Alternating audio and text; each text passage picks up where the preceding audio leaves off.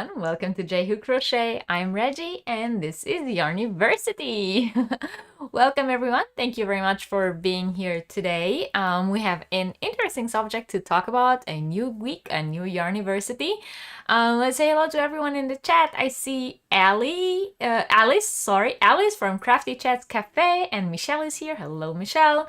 And Stephanie from Life in Stitches, check her out. She started her YouTube channel last week, I believe. Catherine is here from Cat's Eye Catchers. If you haven't checked her out yet, now is the time to do that. Hello Shelly, and hey Angela, Crazy Poppy Lady. She's another YouTuber. Check her out. Yours truly by Rose. Welcome. You're finally catching alive. I'm very happy that you're here. Hello to Liz. Hi, welcome in. And Doris is here from Rose Cottage Studio. Hello. It's very cold, dark, and rainy. Oh, that is terrible because we actually have wonderful sun. I have been spending the day outside today, but we'll talk about that in just a little bit. And hello to Dee. Hi, welcome in. And Mocha is here. And Debbie. Debbie, we missed you. Debbie loved yarn. Hello, welcome in. And AJ is here. Good morning. So hello to everyone. Anyone coming in, if I've missed you, I'm not doing it on purpose. I'm not very good with keeping up with the chat. If this is your first time here, this is a live class. So most of the time I talk about the subject that I am here today to convey to you guys, and every now and then I will pop back into the chat and read the comments. So if I have missed something that you wrote, don't hesitate, just write again. If you had a question and I didn't read it, I'm not ignoring you on purpose. I'm just, not very good with doing both things at once. So every once in a while I will look back on the chat, read what I can read, and go back into the class. But I see you guys are all here and I'm very, very happy. And Stephanie saying she's actually going to post her first video tonight or tomorrow, so we will be looking forward to that. And we have Ivy B Creates. Hello, welcome. I believe this is your first time here or maybe your first time live. Let us know your name if you want us to know it. Hello, welcome in. And hello to Vera, and Julie's here. And Lacey, hello Lacey, welcome in. And Debbie, hi. And hello to Anvita. I'm very, very happy that you're joining us as well. And Hannah's here. Hello, Hannah. Oh, I'm so happy that you guys are all here today. I was not so sure that I'm going to be here today. So I'm very, very happy to see that you're all here. And I see Gwendolyn. Hello. I believe you're new here too, so welcome in. And welcome, welcome, welcome to everyone who's new here. And whether it's your first time here or you're just your first time typing in the chat, I'm very happy to recognize new faces. So cheers. Cheers to all newcomers. It's beer today. I'm back to alcohol. No longer sick, so I can do it. So cheers, everyone. Right, if you haven't yet, please don't forget to give the video a thumbs up when you walk in the door. If you're not yet subscribed to the channel, I would of course very much appreciate it if you consider subscribing. If you want to join our membership program, there is a little button that says join right next to the subscribe button. And if you cannot see that little join button, then you can also go in the description box below and there is a link that will take you directly to the membership. It says something like join this channel membership to receive special perks. And if you are a member of the membership program, you get special perks on the channel that other regular subscribers and viewers don't get. So if you're interested in that, all you gotta do is press that join button and you will get a full rundown of what it means to be a member, what it takes from you, and what you get in return. And we always like to welcome our new members here. Some things that happened during the last week. If this is your first time here, if you're new, the first half an hour or so of the live is pretty much me talking about administrative things that happened over the past week with the channel, with our channel members, with our channel subscribers, with new patterns that were released and so on, things that happened on the blog or things like that. So if you're not interested in that, you can either, if you're here live, you can, go get yourself something to drink on the toilet, use that first half an hour and come back. to when the class begins. If you're watching this on replay, then you can just skip ahead the first half an hour. If you're not sure if you're watching on replay or you're here live, all you gotta do is look on top of the chat button here, on top of the chat button, or if you're on your phone, maybe it's down here, and if it says top chat or live chat, then you are here live. And if it says top chat or live chat replay, then you're not here live, then you're watching it on replay. And if you're watching it on replay, then you can skip ahead if you want. Hello to Jamie. Hello, welcome in. You're glad you're I'm not longer feeling ill. Yes, I am back to my thirsty self. And hello to Lori, and she's listening while stronging through her craft supplies. Ooh, that is a fun thing to do on a Sunday. Sorting through the supplies. And hello to Laura, Toro 8 star, welcome in. And you, Angela is working on her dress. I'm looking forward to see that dress finished, Angela. And hi, Jana, welcome in. All right, I'm very, very happy to see that you are all here with me today. And I sort of like, went through all the regulars. So don't forget to give this video a thumbs up. And if you're not yet subscribed, please subscribe. If you want to join the membership program, I told you how to do that. And now we're going to talk about a few things that happened during the past week. So first of all, I have just, if you guys did not see it yet, I have released the Chester Mills sock pattern. It was released today. It is now available on the Etsy shop. And if you're interested in that, the link to the Etsy shop is in the description box below, along with a very special discount code to viewers of the channel. So don't forget to use that when you buy anything on my Etsy shop. It is always good. You can use it as many times as you want. And if you're a member, don't forget to use your special members discount. That will give you 20% off. The pattern is the Chester's Mill sock pattern. And, oh, sorry, something fell down. And here are the socks. You can see them. Those are my prototype socks. I will show you in a second a few pictures from my wonderful, wonderful testers. But the test is now finished. The pattern was revised and is available on the Etsy shop. And as you can see, it is a moss stitch sock pattern. So this is also my personal entry to the Granny D Moss Stitch Challenge, or Granny D's May Moss Stitch Challenge. I already posted a picture on the Facebook group. So this is my personal entry, something that was born following that specific challenge. So I'm very happy for that. And I am also donating one copy of this pattern to one of the winners of this challenge. So if you haven't entered Granny D's challenge yet, go check out Granny D and her video about the challenge. I do believe that there is now an extra week added to the challenge, so you can still jump in on that if you haven't yet. And like I said, one of the prizes will be a copy of the sock pattern. And here is another version of same sock. This is the other colors I made, but I will show you pictures now because, those are better than words, right? Right, everyone's saying hello to everyone. So I did not... All right, I did not miss anything. So let me show you some pictures. So first of all, of course, I showed you mine. Here they are. One second.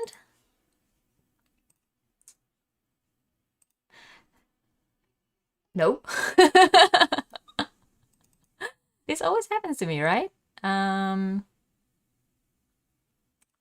now you can see them.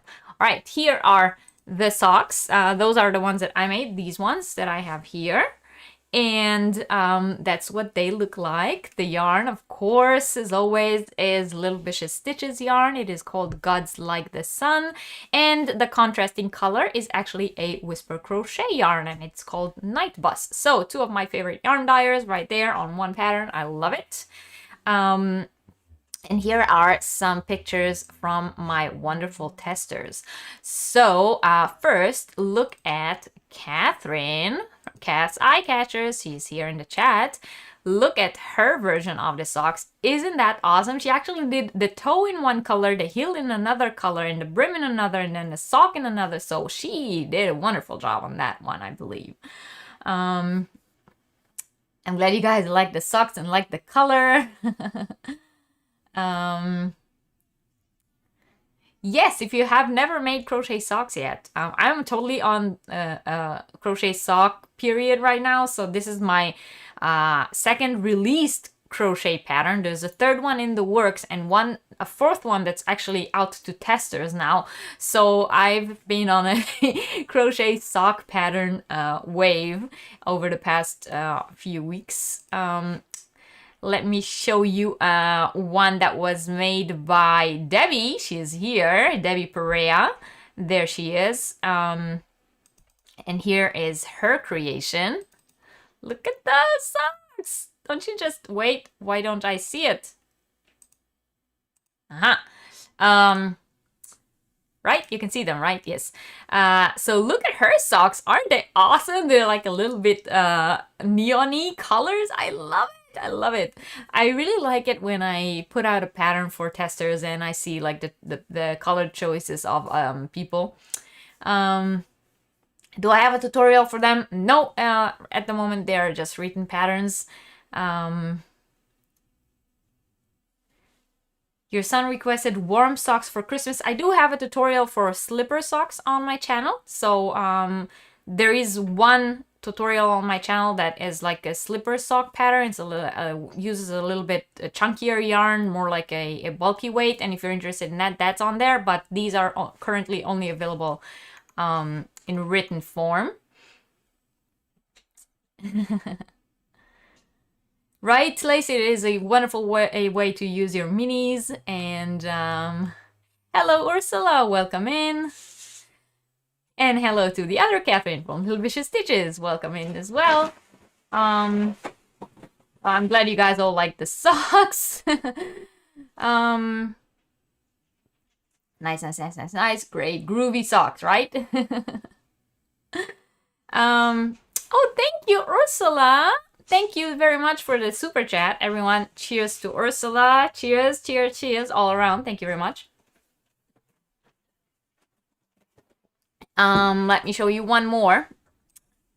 So that was Debbie, and now we are on to Lacey's version. Lacey's here, right? So here is Lacey's sock. Lacey Horton, she's here in the chats. Everyone, give her, show us some love. This is her version of the socks. Mandobug Crafts, hello, welcome in. Yeah, I think everyone uses a different kind of yarn. So some use self-striping. Lacey used a tweed. You know, I use a speckled hand-dyed yarn. And each of us use something else. So I really love it when you can see the same pattern in different kind of yarns, getting like a feel of what it will look like. Debbie says hers were the first crochet socks she ever made. Well, Debbie, you did a wonderful job.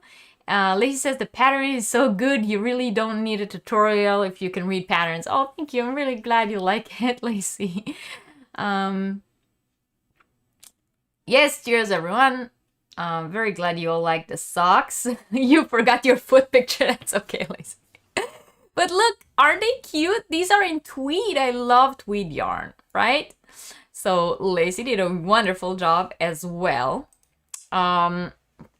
Another tester of mine is Nicole from Addicted to Yarn. If you guys don't know Nicole, she's also a wonderful crocheter. Look at hers. These are also, I also think this is also a self-striping yarn, but it's not like all stripes. It has like here and there, there's like a little bit of pink and then the lines of gray and black, and I really loved that color combo. So this is Nicole's, and she actually sent me another one where you can see them a little closer. So you can really see the good stitch work on that one. So this is this picture is from Nicole. Lacey, it was your first time testing a pattern and the first time making socks. I'm very, very proud of you because you did an amazing job. And of course, you all deserve a huge shout out for being my wonderful testers and helping me, you know, perfect this this pattern.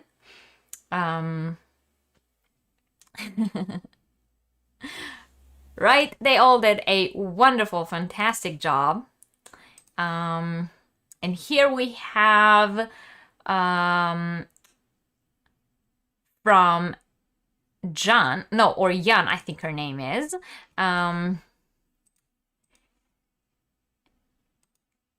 Look at that one. That is definitely a self-striping yarn, but the contrasting yarn is a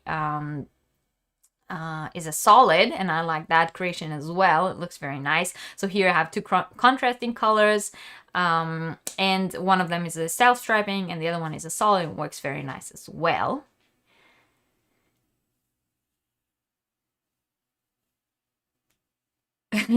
Right? She did amazing for her first one. Like, she did a beautiful job.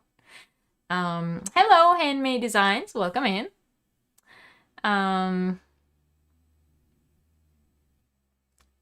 Right? I'm really glad you all like them, and I am so I'm whenever it's really hard as a pattern writer to find good testers, reliable testers. So, and this test went so well. You guys have to see this picture. This is the funniest picture I have ever got from a tester ever. So this picture is from Amy King, and when I received it, I was laughing so hard. I told her I have to use this picture, even though she was like, yeah, I was trying to take a picture of the sock and my ferret got in the way. I had to use this picture, although she did send me some pictures without the ferret, but I had to use that one, right? You guys know I had to. Jamie says she has to force herself to make that second mitten or slipper, but with socks mine never match. That is okay. Why not? Why the mismatched socks are the best. You joined a call with pattern and tutorial, but you gave up on trying to read and just follow the tutorial. Well, maybe one of these days we will have a Yarniversity about reading patterns. I think that's a very, very important skill to have because there are so many patterns out there which are not available in video form, and it's just a shame not to.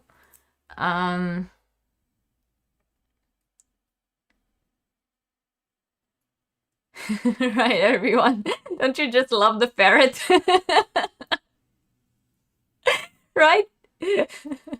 Ferret approved. Stamp on the on that pattern. Right, I mean, she sent me the picture as a joke because obviously she sent me a lot of other pictures as well, but I told her I have to use that one.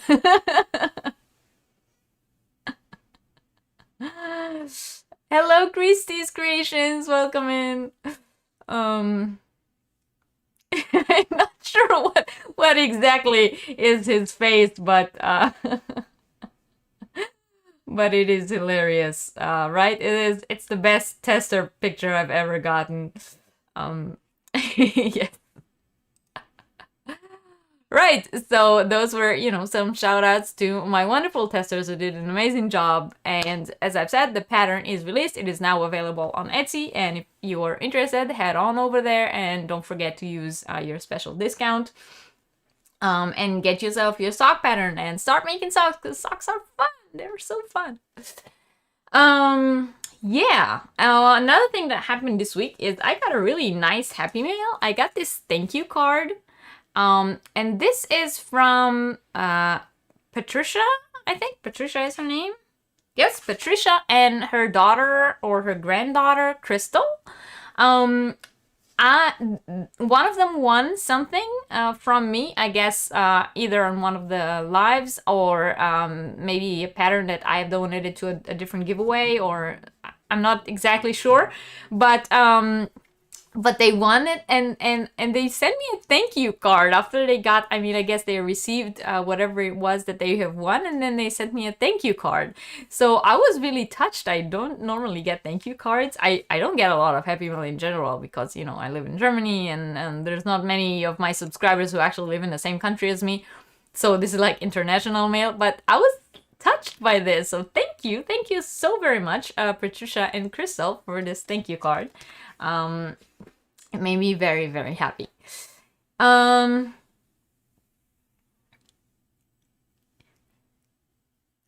You are determined to learn to read written patterns. Yes, I do believe that is a good skill to have. Lacey entered the Moss Stitch Challenge as well. Right? It looks, I was really surprised with seeing how well it looks in so many different ones. Oh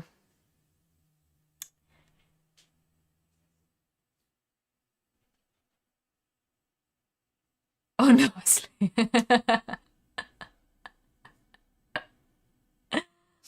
you guys are hilarious. All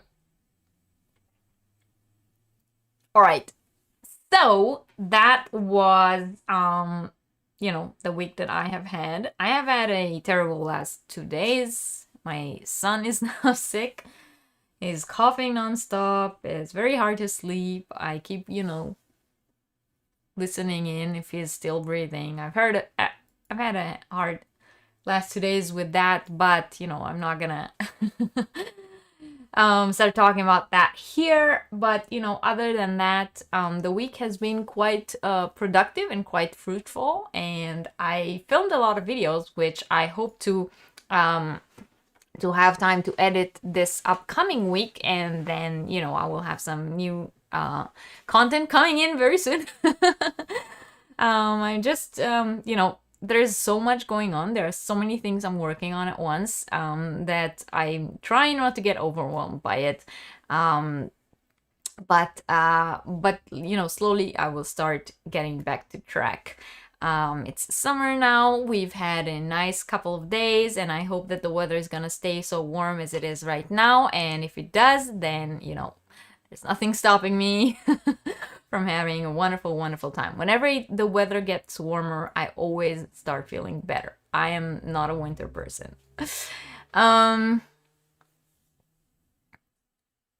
You never try socks, but you have the yarn. Well, there's a wonderful opportunity to use it. Yeah, I hope he feels better soon too. He doesn't have coronavirus, so that's okay. But he does have something, so I'm just hoping that it will go away soon. You don't know how to read patterns. You bought 4 or 5 pattern books. Talking about jumping the gun. Well, like I said, it is quite an easy skill to learn, and, you know, that's a good idea. I mean, I've had it on the list of Yarniversities for a while now. I think this month is the month to do it, right? Let's do it in June. So one of these Yarniversities in June will be about reading written crochet patterns. We did 1 or 2 actually about reading charts. So I think it's time to start with reading written ones. My family is doing very well, Debbie. Thank you for asking. Things have gotten way better in that side of the world, so I'm happy about that as well. Yes, it is always bad when the kids are sick. All right, Lori, we'll see you soon. Hello, Inga. You did socks, but you can't. Do you mean to say you tried socks, but you couldn't do it? You only have acrylic yarn. Would that still work? Of course, yes. You know, they will be quite warm as socks. I wouldn't wear them in summer, but other than that, why not? They could be very good as like house socks or something like that. It's always the worst when your baby is sick. Yes, yes. It's worse than when I am sick. You know, when they're sick, I feel worse than when I myself are sick. What kind of yarn is the best for socks? That is a wonderful question. I would definitely recommend, if you're allergic to wool, I would go for some kind of a cotton blend, cotton bamboo, something that has some stretch to it. If you are not allergic to wool, I will definitely go with wool nylon blend or a wool polyamide blend, something that has some stretch to it. I have had some wool bamboo blends that worked wonderfully for socks. Whatever kind of yarn that has a little bit of stretch. I wouldn't go 100% wool unless you know, you want like really warm socks, but I wouldn't recommend that. I would go for some kind of wool nylon or wool polyamide blend. And if not wool, then I would go for some kind of a cotton or bamboo blend, because then it's more like airy, summery, how do you say, it's more like breathable. Yes, breathable materials.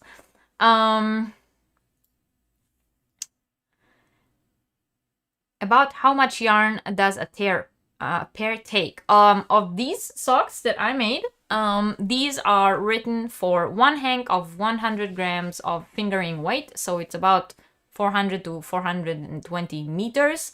And if you make two colors, so if you make a contrast like mine, the contrast color, the one that I did the heel, the toe, and the brim with, I used about 30 grams of it, and then 70 grams for the body of the sock. That's what I used for mine, and I think most of my testers, I gave them those specs, and I think they worked for them as well. So it is about 100 grams of a sock or fingering weight yarn, and if you're doing contrast, it's about 70 grams.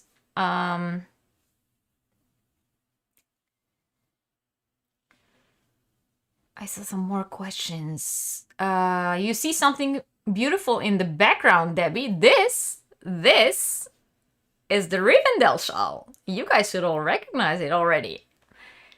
This is the Rivendell shawl. Pattern is on Etsy or as a video tutorial on my channel.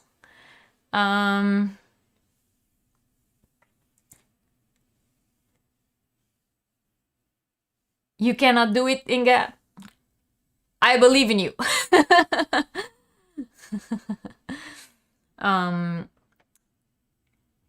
You tried to make socks probably 4 times and never got past 2 inches from the toe.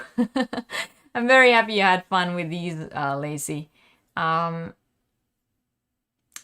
Francie. Welcome in. Right, you can look up sock sets on Etsy. However, you need to take into consideration that crochet does take more yarn than knitting. So a lot of the sock sets that you find online, so the big hank with the mini hank, they are like a 100 gram hank and then a 20 gram hank. The 20 gram hank for crochet is a tiny bit less than what you need. So you need about 30 grams. So I have seen some yarn dyers who started selling sets of 1 big hank and 2 mini hanks, and those would be perfect for crochet socks. But just 1 mini hank, I think, is just a little bit less than what you need.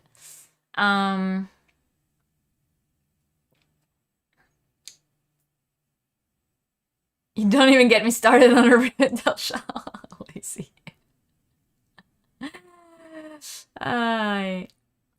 Good afternoon to Sandra. Welcome in. All right, so I think we pretty much did all the administration that I had. I told you guys about the new pattern that was released, available on Etsy. Don't forget, check it out there. I told you guys about my happy mail that I've got. I told you guys not to forget to like, subscribe, and if you would like to join the membership program. And so I think we did everything pretty much, and we can slowly move on to today's topic. So today we are talking about supporting your favorite makers in the community, whether it be people who sell different things, people who have a blog, people who have a YouTube channel, all these kind of things. So we are going to talk about all the ways in which you can support makers without spending money. Hello, hi Crystal, welcome in. The thing is that a lot of us follow a lot of different makers. like I said, it could be on YouTube. It can be that we favorite their shops, or we follow them on Instagram or on Facebook, or we come across them in different places, or we go to a local yarn shop and we see their hand-dyed yarn or anything like that. We come across a lot of different makers, and you know, there's only that many people that one can actually actively financially support and buy from, and or, you know, do different things in order to financially support them. But there are so many things that you can do in order to support all of your favorite makers without actually spending money, without actually buying things from them. But the actions that you will make will promote them in different ways, which will lead to other people learning about them. So it will eventually lead to them making money out of it. It's not like, oh, I am supporting without spending money, and he's supporting without spending money, and he's supporting without spending money, so how does the maker ever make money? No, that's not how it works. But there are little things in which you can support makers without spending any money, which still help them a lot in reaching a larger audience, and then they will, you know, make money. So it's not like I'm not here sitting here and telling you, do not buy anything from any makers. That is absolutely not the point of today's class, okay? I'm glad you like it, Francie.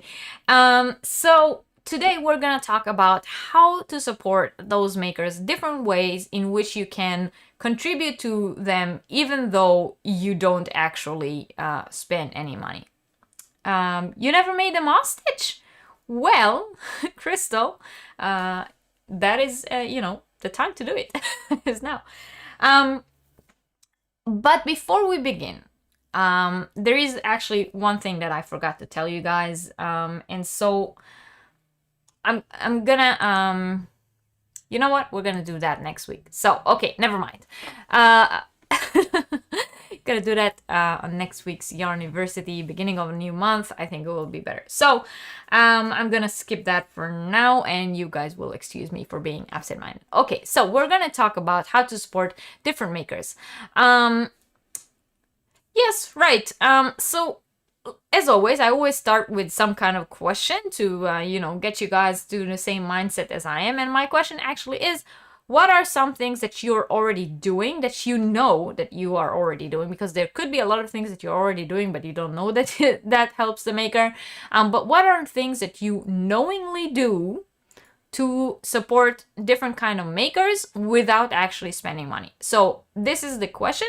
Are there things that you already are knowingly doing to support different makers and creators in the community without actually spending money? So if there are, let me know in the chat what they are. And in the meantime, as always, I'm gonna have a sip of my beer, German beer, right here.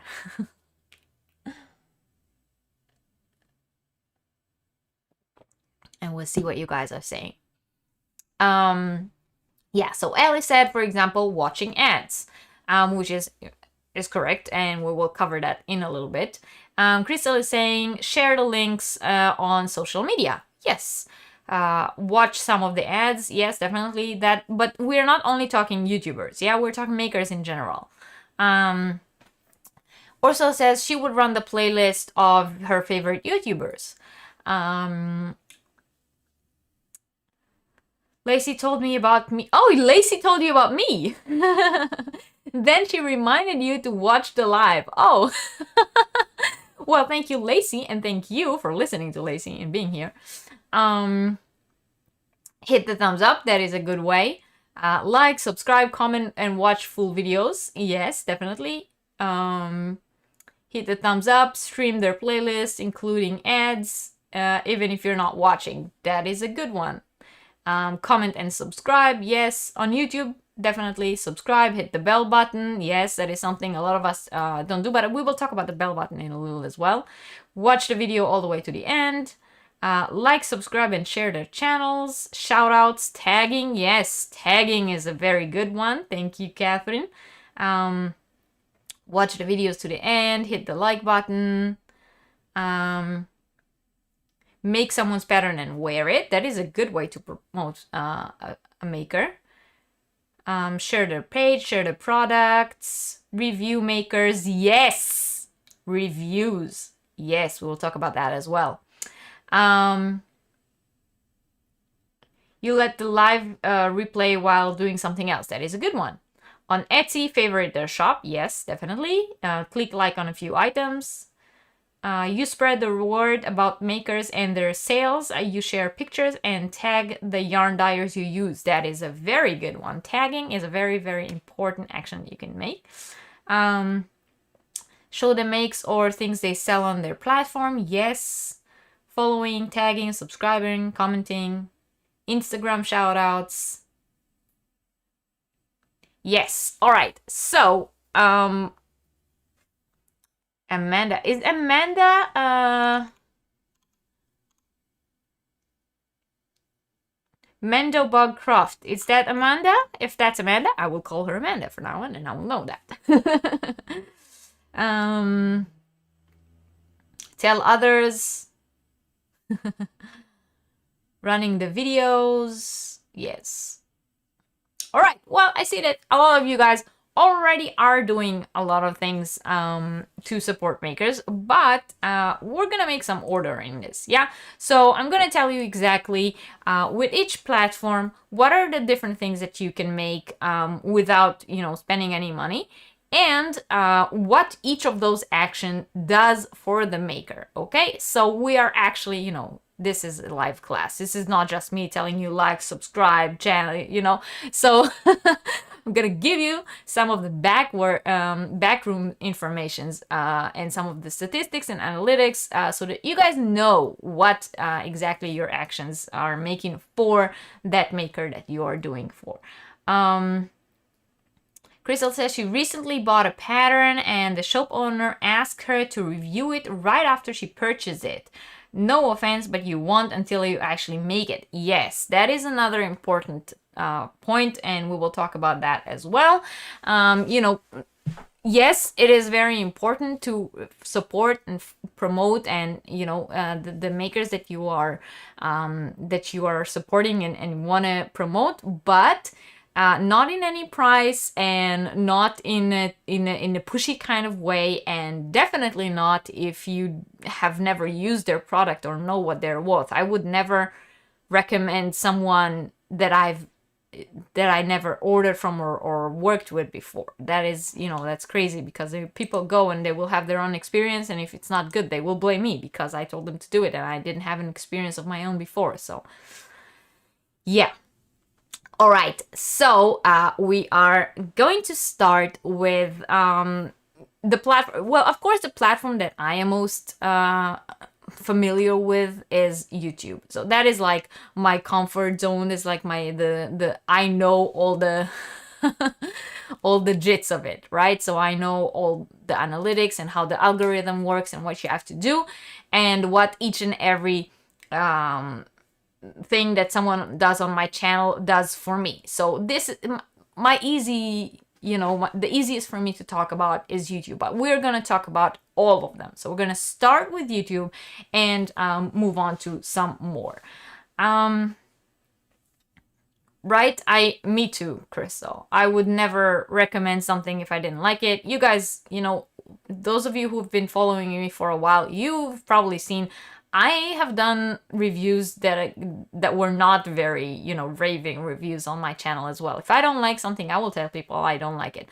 I'm not like, I'm not trying to hurt anyone's business, and I will not make a video bad-mouthing a business that I had a bad experience with. But if there is a product out there that I bought and I tried and it's something that's not 100% with it, then I will let people know.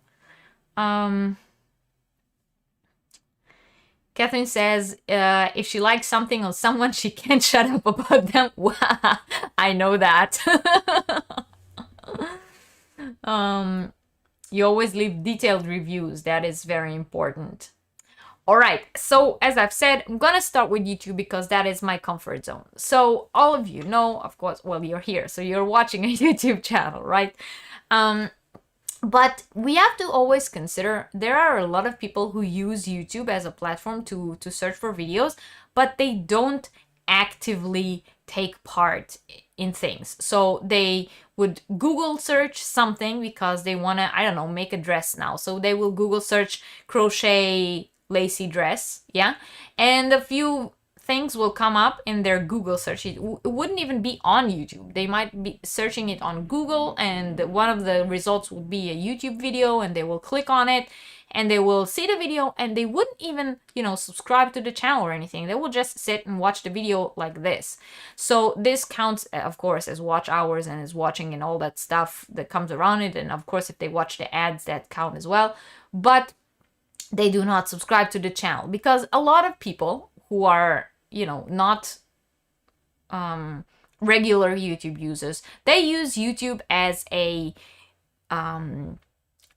as a knowledge or a place for to just like any other search platform, right? They don't necessarily use it as a social platform like we do right now, or as a social media platform. They use it as a search platform.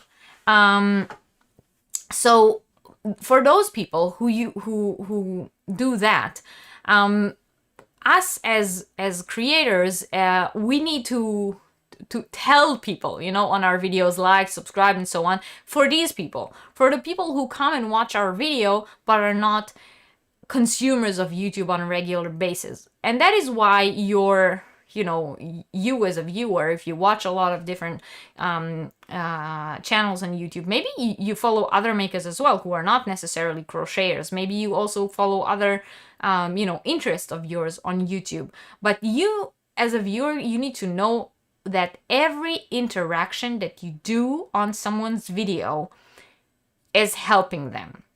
There is no negative interaction on videos. Even if you give someone a thumbs down, YouTube counts it as an interaction on the video, and it counts the same as a thumbs up.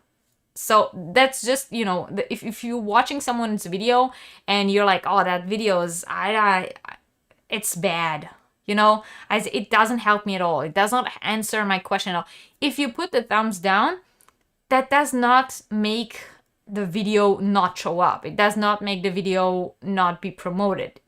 On contrary, it actually counts as an interaction on the video, the same as a thumbs up does.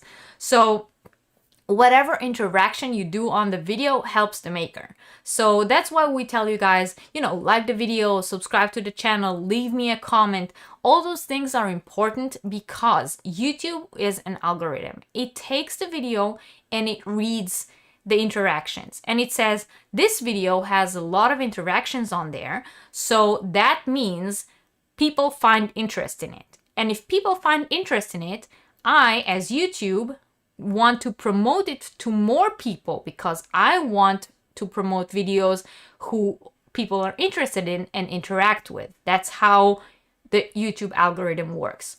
So if you're just watching the video and watching the ads, yes, you are contributing to the maker. But if you're also watching the video all the way to the end and then like and leave a comment, then you are helping even more. And if you like, subscribe, comment on the video and watch it all the way to the end, then you did everything that you could in order to help that specific video be picked up by YouTube and promote the maker. Of course, if you not just comment, hi, I was here and watched your video. If you comment something that has to do with the content on the video, then the maker of the video will most likely comment back, and you will have an interaction with them. And an active interaction with the maker counts as another interaction on the video, which helps the video be promoted even more. Liking other people's comments. So if you read the comments that were on the video and you like other people's comments, or you interact with other people's comments, so you read someone else's comment under the video that you just wrote and you answer them, that is another interaction. All those things help and count as extra interactions on the video and help the video be promoted onwards on YouTube. Hello, Donna. Thank you for coming in. Doris wants some giveaway. Congratulations to Doris. Hello, Linda. Welcome in. So Francie says she often feels overwhelmed by everything she sees. You try to be selective and support people you're really interested in. Yes, of course, I'm not saying watch everyone's video, but the ones you are interested in, then it's nice to support them in that way, right? It doesn't cost us any money to press that like button. It doesn't cost us any money to write a comment, even if it's a short comment. Even if we say those are beautiful colors, this one is my favorite. If I see someone unboxing a yarn that they got somewhere, right? Or I'm interested in gardening and I watch a gardening channel and they are showing how to do something. It's enough that I leave a comment and say, this was very helpful for me. I can't wait to try this on my garden. And that is already an interaction. And that cost me no money at all.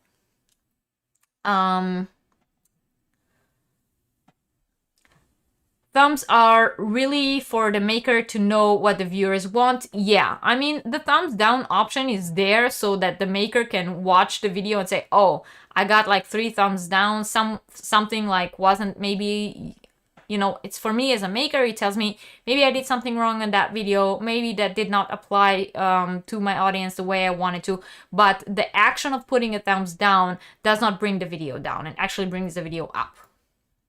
Actually, if you will see videos that get promoted, so when you watch videos on YouTube and you have on the side like the recommended videos to things that are related to what you're watching right now and you might be interested in, most of the videos that are promoted on there, so the videos that are promoted the most, if you click on them, you will see that they have a very large amount of thumbs up as well as a very large amount of thumbs down. So actually, one of the most successful videos on most of the creators' channels. So if you will talk to content creators who have thousands and thousands of followers and you'll ask them what is your most watched video, and you will look at that video on its analytics, you'll see it has a large amount of thumbs up as well as a large amount of thumbs down, and that's because each interaction counts as an interaction. It doesn't really matter which one. It does let the creator know what some people feel about their work, but other than, you know, maybe insulting them, it doesn't really do anything. Hello, Wanda. Welcome in. Tracy from Crochet Rocks has told the channel I host. Tracy from Crochet Rocks has told that channel hosts do not get paid for the ads until they have at least 1,000 subscribers. That's why subscribing is now more important than before. That is correct. YouTube is now changed their policy. With their new policy, they are allowed to put ads on channels that are not monetized. So if your channel has less than 1,000 subscribers and less than 4,000 watch hours, and YouTube puts ad on your video, all the income from watching those ads are going to YouTube and not to the creators. So creators are a little bit more stressed to get to that monetized position so that they will actually be able to make the money off of the ads. Until that point, YouTube is pretty much making money off of them. They're not losing money, but YouTube is making money. Debbie says she tries to comment because it makes her feel like she's truly interacting. Yes. Thumbs down frustrates you. Catherine says thumbs down frustrates her because she wants to know what it was that the viewer didn't like. Yeah. Well, like I said, a lot of viewers think, I put a thumbs down and that's it, and that maker will, you know, that video got my vote, my you know, opinion. But if you do watch a video that you don't like and you put a thumbs down on it, you know, maybe you could also comment and say what it is about the video that you did not like, or why you did not like the video, or disagree with the opinion of the person on the video. That will help them if they care, you know, if they care about thumbs down. Hello, Kate from Bitchin' Stitches. If you guys don't know Kate, go check her out. She has a channel as well. Hello, Maribel. Welcome in. And hello to David. He also has a channel. Greetings to you. I'm glad you could join us. Welcome in. You think it will be helpful if people did put why they put the thumbs down. Sometimes people just, you know, put a thumbs down to, you know, mess with the maker. It's something you need to know as a maker on YouTube. You cannot be, YouTube is not for the faint of heart. If you get offended easily and you take everything close to your heart, YouTube is not the platform for you. When you are on YouTube, people are gonna not like you. Not everyone's gonna like you. There are gonna be people who don't like you. So you gotta know that in advance, and you have to be like a thick-skinned person. It's not a platform for people who get rattled easily.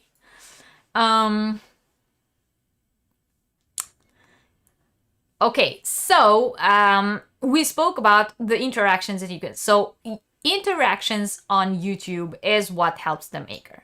So yes, watching the ads makes them money, of course. If you don't skip the ads and watch them through, then the maker will also make money from your view. If you watch the video all the way through to the end, to the point where the next video starts loading, that counts, of course, as watch hours, and that is another thing that makers get graded on.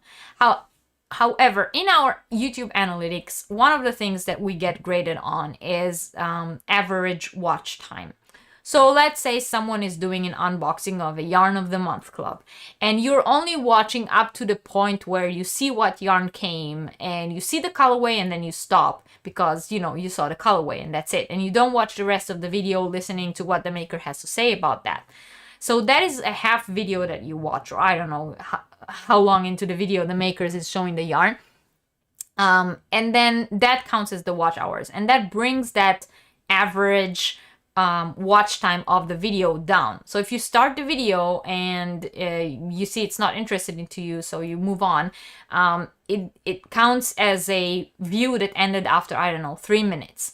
And YouTube likes to promote videos that have a longer watch time average. So like a lot of people said in the chat before, even if you're not watching, you know, let the video play until the end, or come back later, put the playlist on or put the video on and go do whatever you're doing while it's running on your computer. That helps the maker. So it doesn't cost you any money, and you don't have to sit and watch through the video. You can let it play while you're doing other things. And it raises the average watch time of the maker, and it helps them score better on the YouTube algorithm. So, you know, those are just some of the things that are in additional to, you know, doing the thumbs up and leaving a comment.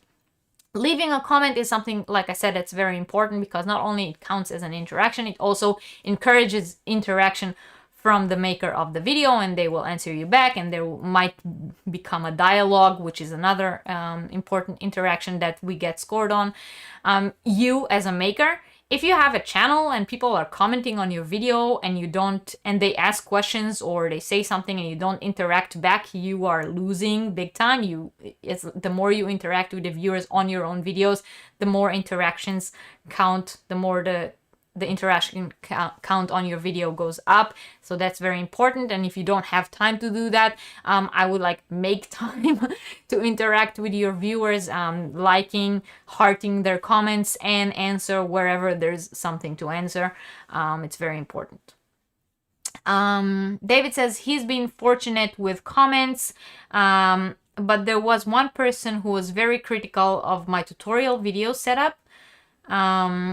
And for that reason said my channel was awful. Well, David, like I said, YouTube is really not a platform for the faint of heart. You have to understand that out of 1,000 people who watch your channel, 1 or 2 will not like it. Not everyone out there will like you. You know, even the biggest YouTubers out there have haters. Once people don't like you, you made it. That means you reached enough people so that you found the first person who does not like you. So I would take that as a positive thing. That's the way I like to look at things in my channel. If someone doesn't like me, they don't have to. Nobody has to like me. Nobody has to agree with me. Even people who watch my channel constantly, I don't expect them to agree with what I say on each and every single one of my videos, right? So, you know, but it's my channel. it's a dictatorship, okay? It's not, this is not a democracy. So I do the things the way I want to do them, the way I can do them. Sometimes there are things that I also cannot do. And if someone doesn't like them, they can, you know, flip the page and watch the next video. Hello, Blind Stitches Creation. Welcome in. Kate is saying she was getting many negative comments from people who were offended by your channel name. You couldn't convince them that you're not cursing, that it's 1950s surfer slang that means awesome. Well, see? You know, I rest my case. What can you do with these kind of people? You're offended. Sorry. You know, I didn't mean to offend you. Getting offended is your choice, not mine, so choose. See you later. Catherine goes to dinner. Have a nice dinner. Yeah, people can be critical and still say nice. Some of them decide not to, and I would just, you know, to them. What if you stop and come back? What does that do? Debbie, there is like, when you watch a video on YouTube, there's like a red line going on the bottom. You might see it. So if there's a video that you started watching and you stopped halfway through or a few minutes through, and later on you come back and watch it from the same point, before the red line disappears, so you don't skip ahead, but you just continue watching from when you stopped, then that counts as one view. So that is okay. But if you waited enough time that the red line disappeared and you started the video and hopped forward to where you stopped, then that counts as two different views.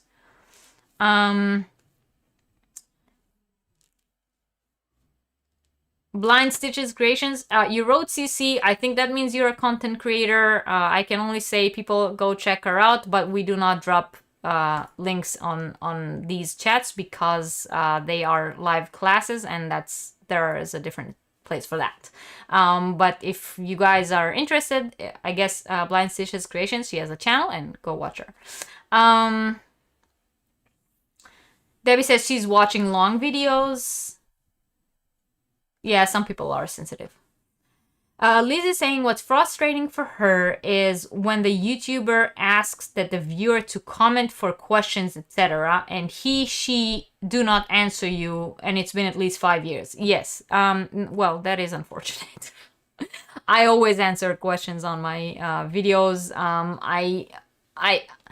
I don't know why a creator will say, you know, leave me a comment and then not come back and react. Probably because they do not know that coming back and reacting promotes their video even more. There are creators who say leave me a comment because they know a comment will promote them, and they don't know that commenting back will promote them even more, and then they just don't care. But I think the one who do care come back and answer, and it is annoying when they don't. Julie says she did not get a thumbs down, but someone on one of her videos said they had a hard time hearing. I think it was one of your first ones, so now make it a point to be louder. Yeah, you know, sometimes it's constructive criticism, and that's okay. I have once commented on someone when there was a very large sound difference between the opening music of their channel, which was very, very loud, and then once it went into the video and they were talking, they were very, very quiet and delicate and was talking like this.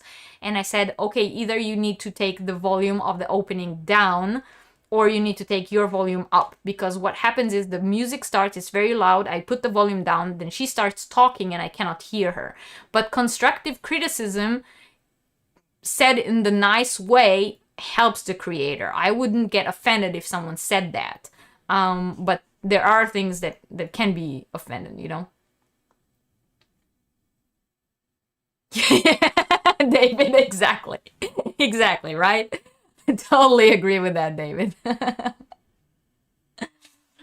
I love Kate's channel name as well. I think that's the main reason I subscribed to her in the first place. The main reason I started watching. Hello, Susan. Welcome.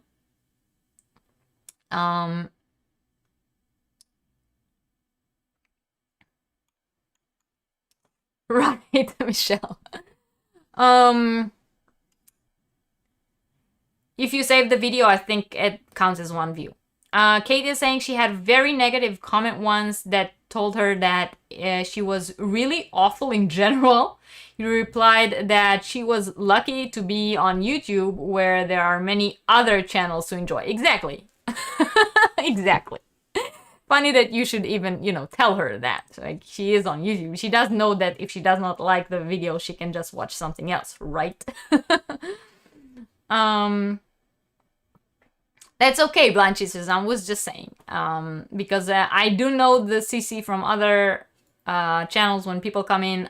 We just don't do it here because this is a live class and we don't promote ourselves here. You are very welcome to promote yourself on my Facebook group where I welcome with open arms everyone who wants to promote themselves. Civil War.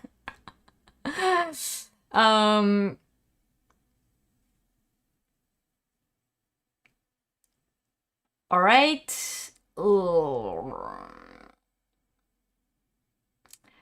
Doris, you had no idea you won. I'm glad someone told you. It's always nice to win giveaways. I never do. I won once on Angela, the crazy poppy lady. I won a pattern on her channel a while ago, and I was very happy about that. You speak softly and carry a large hook. Yes. No, Angela, it was not you. I'm pretty sure that person stopped doing videos like a year ago. I don't know what happened to her, but she disappeared.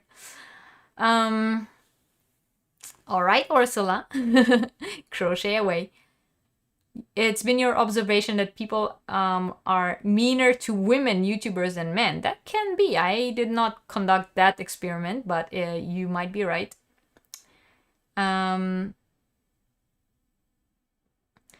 Alice is saying she started YouTube as Crafty Chats Cafe, considering changing it, but worried people won't recognize you.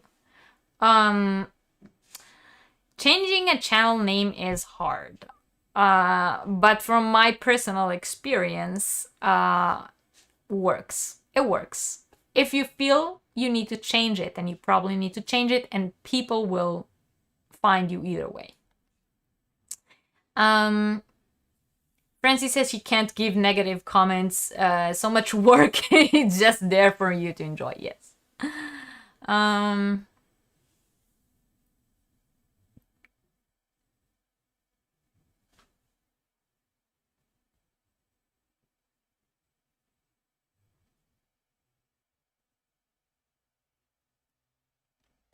Where am I? Okay, so Jamie is talking to Doris. You would be honored if you guys would like as light as content creators comment on your videos and let her know. If not, if I can do my videos better.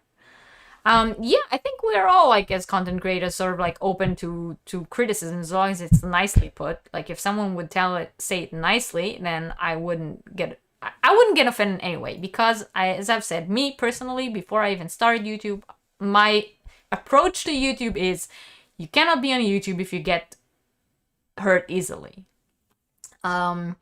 But if you are a person who gets hurt by comments, if someone comments meanly, just don't react, or react as meanly.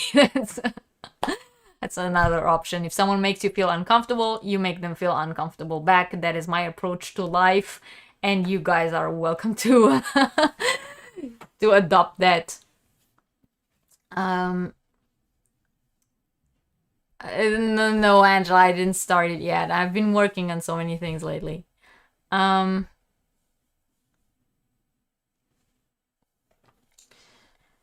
Doris wants something from Blue Eyed Style. All right. Tracy Nicole Fiber Arts, welcome in.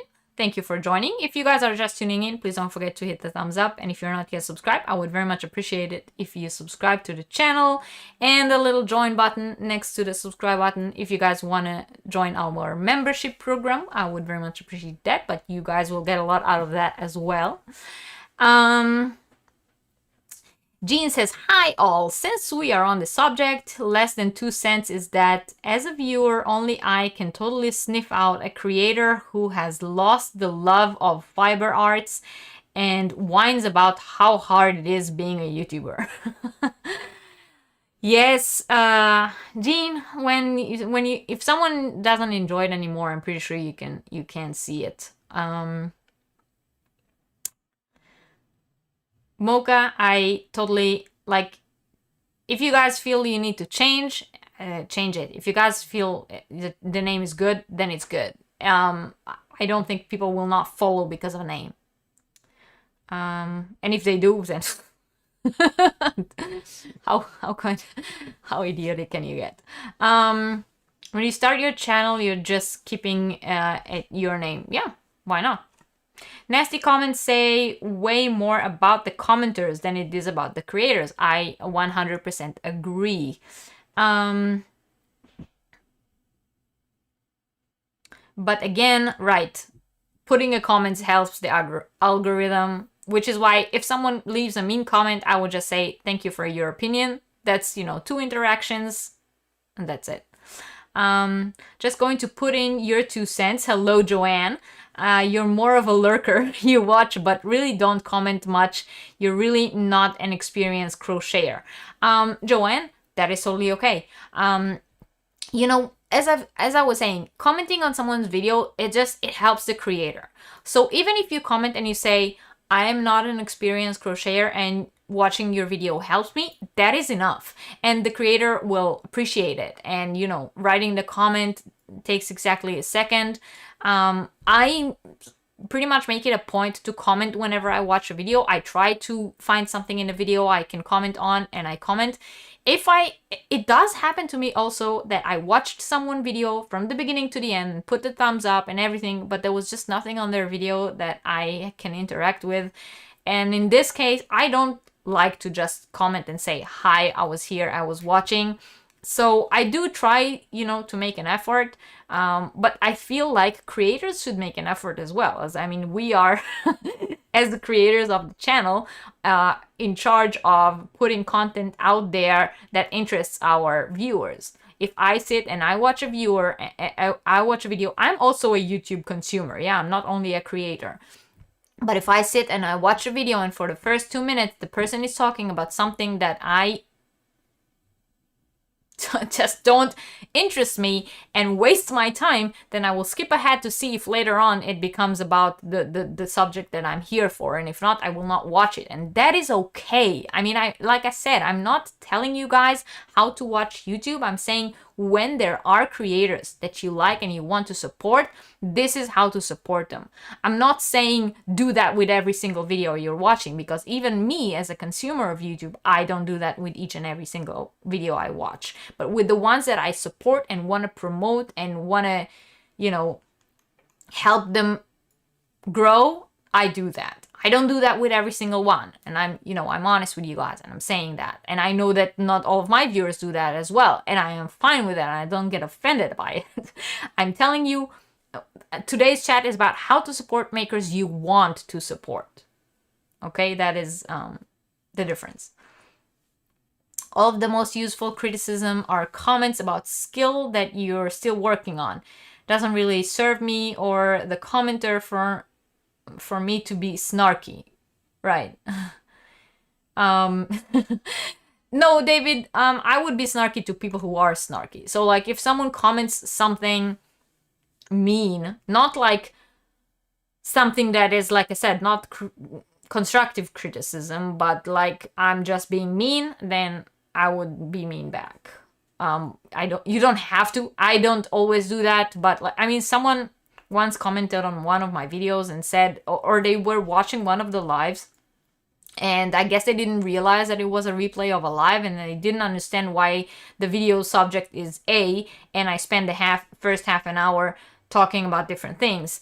And so ever since, I say that. So in the beginning of my chat, I always say the first half an hour is talking about other things. This is a live class, and if you're not watching it on live, you can fast forward.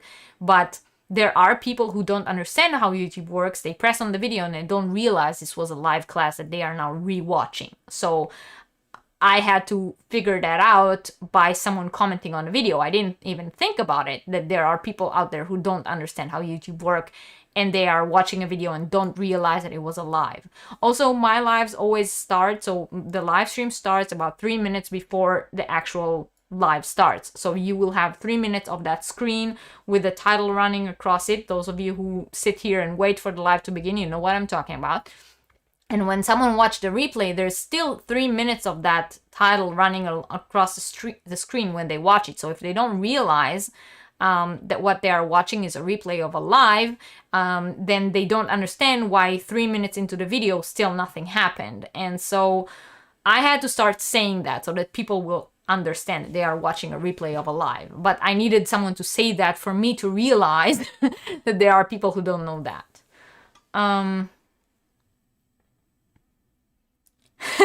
Lacey, just buy the damn yarn is one of the best mottos I have for you guys, and whenever I say something that you guys adopt, it definitely makes me very happy, and I'm honored.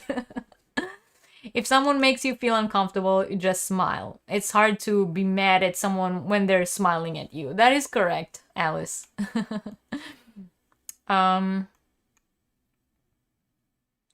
Doris says she lives by the rule, if she can't say something nice, don't say anything. That is a good rule to live by. Violet says, there are jerks on the planet. Yes.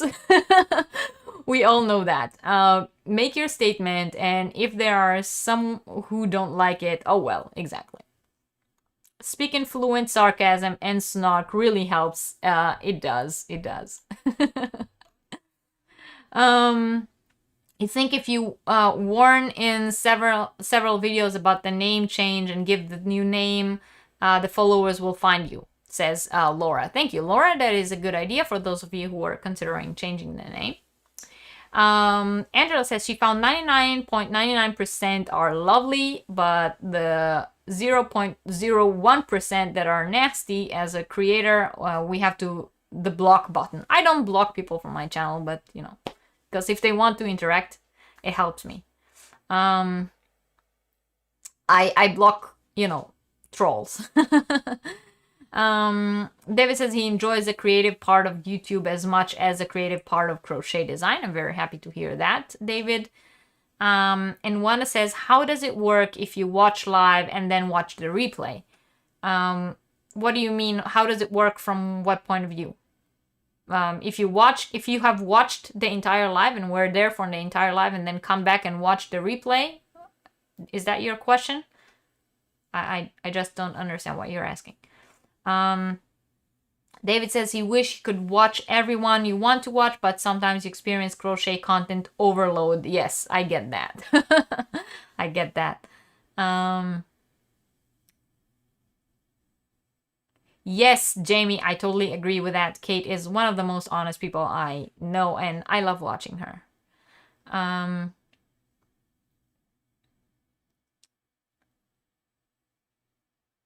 Hello, Vijal Crochet? Is that your name?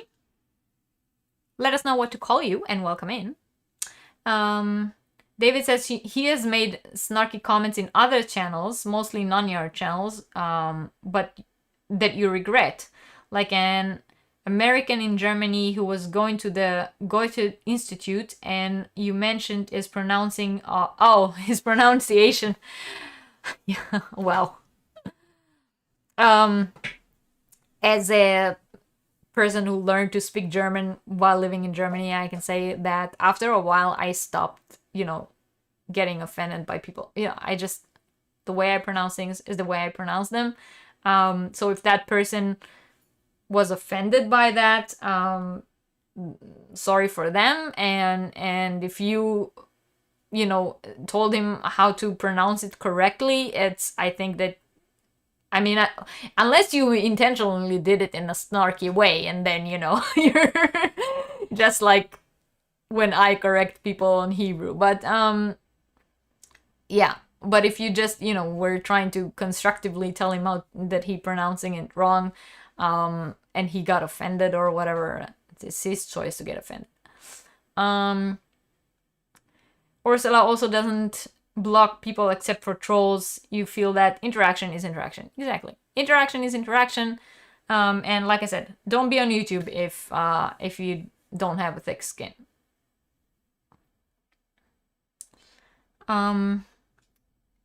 VJ. Okay, VJ. Hello, VJ. Welcome.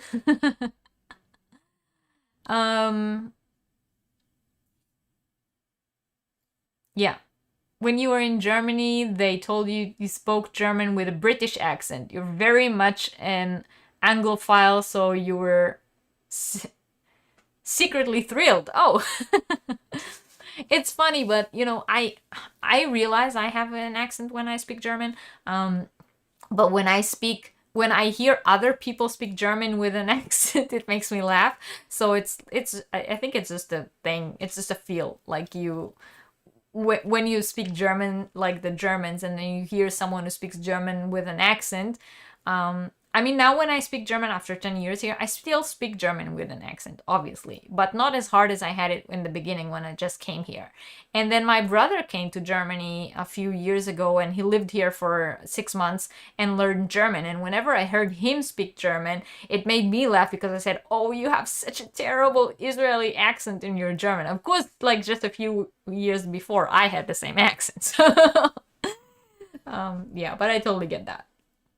All right, so we spoke about YouTube and how you can contribute to your favorite makers. And once again, let me just make it clear. I'm talking about how to help makers that you want to help and promote. I'm not saying now start every YouTube video that you watch doing all those interactions. But if there is a maker that you like and appreciate their content and you would like to contribute to their channel, but you don't want to do so by, you know, donating money on Super Chat or by joining the membership program, which is a monthly pay. You don't want to spend money. You want to enjoy the content freely, but you still really want to help them promote themselves or help them succeed better on YouTube. Then those are the things that you can make, which cost you nothing at all, maybe other than a little bit of time, and help the creators. So like I said, you know, liking the videos, leaving a comment, and the best would be to leave a comment that creates interaction. So leave a question to the maker, or comment on something that they were actually talking about in the video, or comment in a way that makes interaction. So if someone shows yarn that they bought and you say, "That's beautiful yarn," that's one interaction. But saying, "That's beautiful yarn, I like that one, which one was your favorite?" and you ask the maker, then it create interaction, and they will comment and answer, and it's, you know, so those interactions, they're good, and those interactions are better. Hello,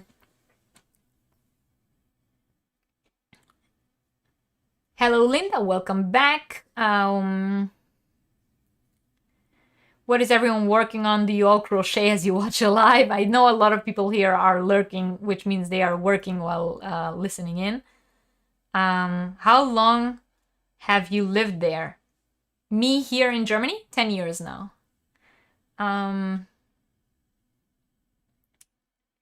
Hello, Nisha, Crochet Rainbows and Butterfly. Welcome in. Hi, Nisha. Cheers to Nisha. I think you're new here. Cheers to you. And to VJ as well. Cheers to you.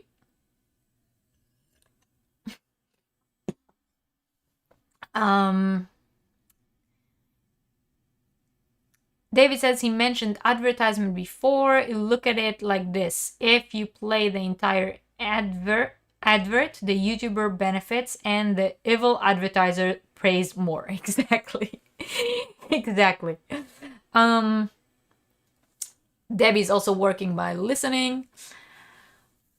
All right, so as I have said, those are the little things that you can do in order to support those makers that you want. You don't, once again, I'm not saying do that with every single video you watch, but if there are makers that you want to support and you want to do a little bit more than just watch their video for them, this is what you can do.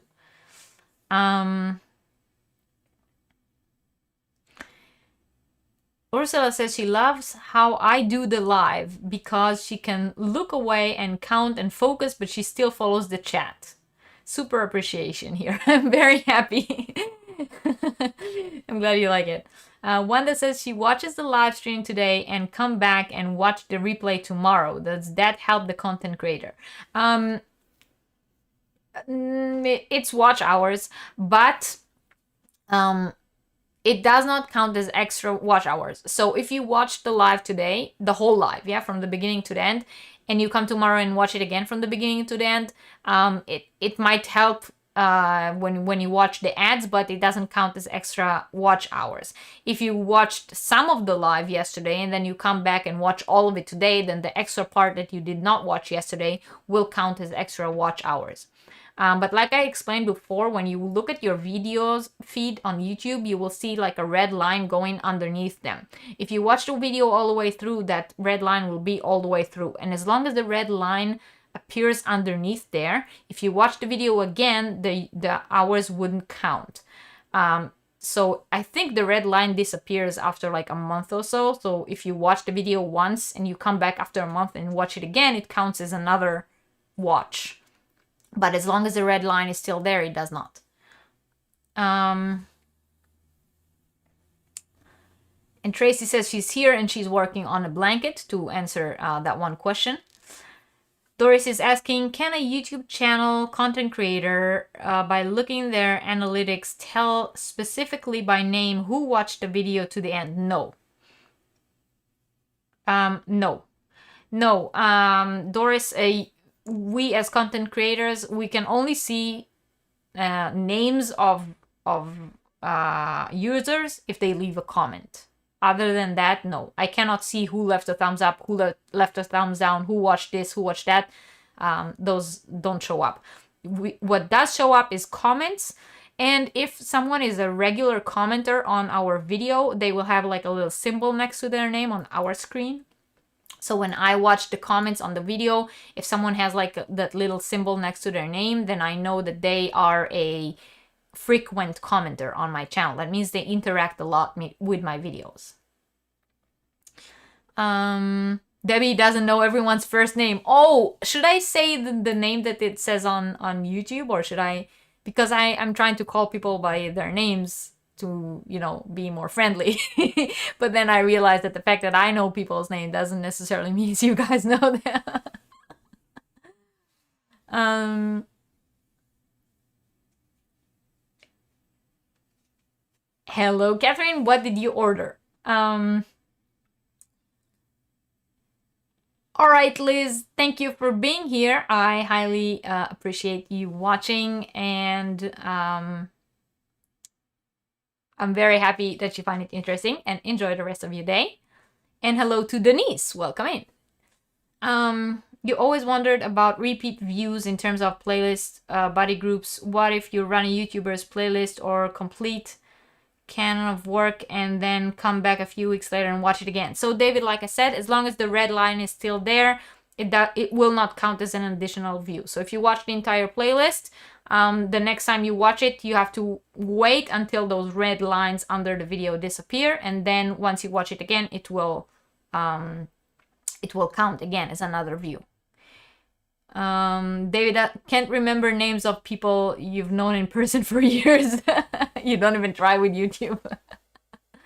I'm not good with faces, so if we would like be sitting in a lecture hall and I will be standing and watching all of you while I talk, next day I would not be able to say who was there and who was not, because I'm really bad with faces. However, this way, with the names on the screen, I make do. Indian food. I love Indian food. Well, of course I love Indian food. I'm half Indian. You love learning the first names of your Yarny friends? Me too. All right, so we covered YouTube pretty much, and the next platform I want to talk about is another platform I am familiar with on a regular basis, which is Etsy. Now, I'm talking about Etsy, but everything I say about Etsy is also true for Ravelry, Ribbler, and what is it called? The third one, I'm missing one. Help me, please, in the chat. I'm missing one. So all of these makers, yarny makers shop platforms.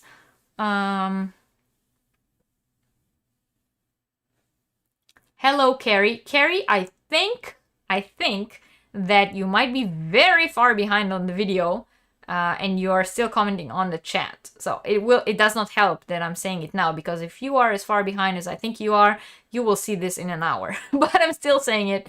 You might want to refresh your page. My beer looks delicious. I do not like warm beer. No, I do not. Denise was a bartender. She remembered faces and what they drank. Ooh, I could never be. Craftsy and Shopify are both correct, but not the one I was looking for. All right, Stephanie, glad you're back. All right, so it doesn't matter. The point is online crafting platforms. So I'm talking platforms, not someone's own website, but a website that allows you to build your shop front and sell on their website. So those kind of websites, those are the ones we're talking about. Now, I personally, like I said, I use Etsy, but at the moment there are so many websites like that.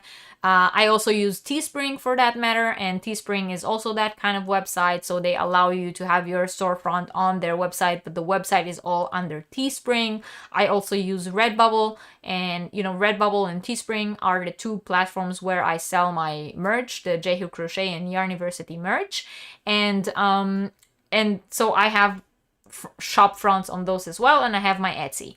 Now there are makers out there who use multiple like I do, and there are different makers who only use one, but in general, what I'm talking about right now is how to support makers who have storefronts on big websites, big shopping websites, not their own website. So not someone who has like jhookcrochet.com. Yeah. That's what we're talking about now. Yes, Teespring is definitely one of those.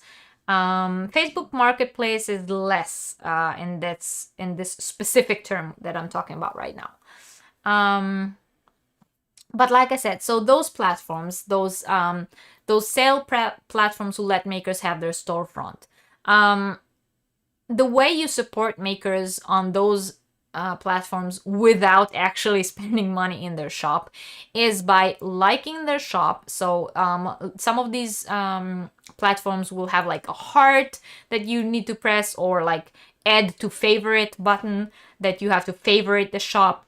But the more favorites, the more people favorite your shop, the bigger promotion you get on the site. So one of the ways in which you can contribute to those businesses is by favoriting their shop, so adding their shop to your favorites. And if it's possible, if the platform allows, and you can also favorite specific items on the shop, then I would also choose 1 or 2 items or 3 on the shops that you actually do like, not just randomly, and like those as well. Add them to your favorites as well. What that does is show the platform, the sale platform, what makers have a larger following, which means a larger sale potential. Yeah, because a lot of people follow that shop. So whenever there's a shop update, all those people get a notification that there was a shop update, and then there's a larger sale potential on that shop. So favoriting the shop help the maker score higher on the shop potential algorithm. And if you favorite specific items within their shop, those items will also score better on the algorithm. So if someone now goes to Etsy, for example, and searches hand-dyed yarn, there are, you know, millions of listings on Etsy for hand-dyed yarn, but the ones who score higher on the algorithms are the one who will appear first on the search. And if you ever searched Etsy or any other kind of sale platform before, then you pretty much know that when you do the search, you will have like 30 pages of results, but as a buyer, you will most likely not go over the first or second page. So if your item is scored on the third page, people will not really find you through the search. And favoriting specific items help them score higher on the search algorithms. David says he chose a third-party merch producer shipper because it creates an Etsy or other outlet listing with the push of a button, and you're a little frustrated that they don't have everything you want. You got a third-party merch producer that allows you to create Etsy listings with a push of a button. That's what you're saying?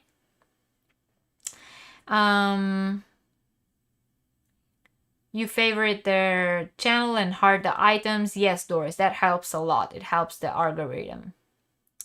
The reason, the way this helps is the creators, so the people who hold the shops on Etsy, whatever platform, same like I said with Teespring or Redbubble or any kind of merch and any kind of shop website, the more interactions, it's just like YouTube. The algorithm works very, very similar in all of them. So the more interactions your shop has, of course, buying from them on the shop will contribute to them. But if you want to support them and introduce them to other people without actually buying from them right now, because, I don't know, you don't need it, you don't have the money, or you bought from them once and now you just want to help them promote themselves to other people, then those are some of the ways. Of course, sharing to social media.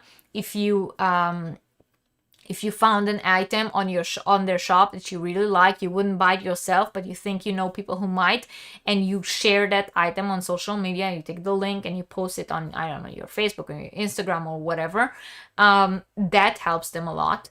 If you ever bought from a maker on one of those platforms, then take the time to come back and leave a review. Of course, like I said before, and I said in the beginning, do not leave a review before you actually got the item and have like an idea of what it is. But once you did get the item, if you liked it and enjoy that, then take the time to come back and leave a review. You know, use the stars and use the words. A lot of platforms let you choose 1 out of 5 stars. How many would you give to your experience? And then they let you write something, but you don't have to write something. And a lot of people say, I click the 5 stars, that's enough.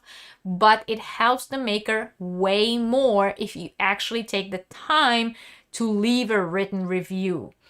And if you also take the time to take a picture of the item that you got and post the picture, that helps even more. Why? Because when people search to buy, they want those reviews. They want to hear from other people about their experience, and they want to see pictures of what other people got. How does it look?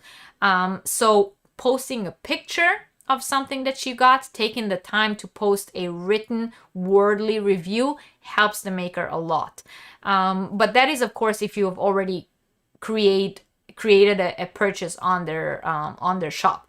If you did not and you still want to support them without actually spending money in the shop, then like I said, liking or favoriting the shop, favoriting specific items on the shop, and shouting them out. So sharing their links, sharing links to specific items of them, or sharing the link to the entire shop front.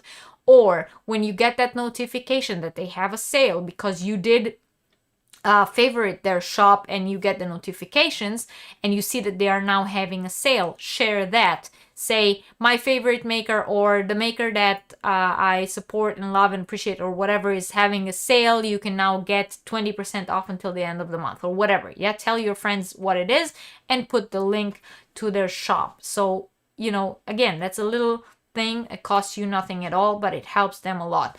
A lot of the times we will get like notifications or emails or things and they will say this maker is now having a sale, and I will say, oh, but I don't really need that right now, and I will just delete the email or ignore it. However, maybe I know people that will enjoy that sale, and if I, instead of saying, oh, it's not relevant to me right now and deleting it, if instead I will share it and say, hey, they are having an amazing sale right now, that will promote them to other people and that will create sales for them. So that is another thing that you can do that costs absolutely no money to you, but helps the makers a lot. In general, telling people about makers that you like is pretty much what helps them the most. Susan says you don't understand Teespring. You ordered items. What do you mean? You ordered items from one person on Teespring and it came in separate packages and cost extra shipping. Yes, Susan, because Teespring is a platform that it's like a merch platform. So you, as a seller on Teespring, you design the items, but you don't do anything other than that. All you do is digitally design the items. Everything that you sell on the platform is produced, packaged, and shipped by Teespring, not by the makers that you shop from. So, for example, me as a maker on Teespring, I design my logos and I choose the items that I want the logos to be available on. So for example, a mug. I want to sell a mug with my logo. So I choose the item from the website, a mug. I design it. So I have my logo. I choose where on the mug the logo will be, how big it will be, what colors it will have. And then I list it. If someone buys it, the item is then made by Teespring. It is not made by me. I don't get it. It doesn't come through my hands at any point. And then they package it and they sell it.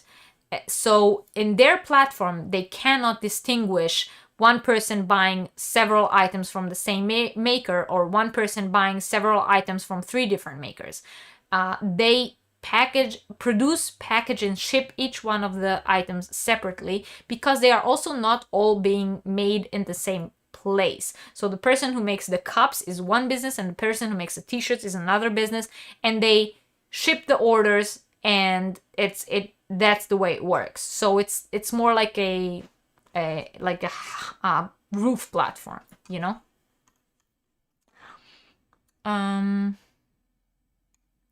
You just did that on my Etsy shop. Oh, thank you. Hi, Barb. Welcome. Hello, Renee. Welcome in. Susan, you may find it was due to the weight. 2 parcels may have cost less than 1 big package. No, I don't think that's what it is, Angela. I think specifically with Teespring, it's because of how everything is made there.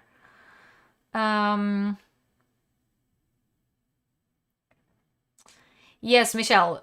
Kim definitely on her platforms always lets everyone knows about the sales. Hello, Billy, the Crafty Floridian. Thank you for coming in. Welcome in. Even Amazon does that at times. You order 2 identical items. One came from Amazon, one from the manufacturer. One got to me in 2 days and the other took 2 weeks. Yes, Amazon works the same way as Teespring. They are like a roof company. People have their storefronts on there, and the orders are received by that roof company, and then they delegate it to the people who actually make it. And Teespring specifically, I know because I have a Teespring shop, all I do is design the items on the shop. Other than that, nothing goes through me.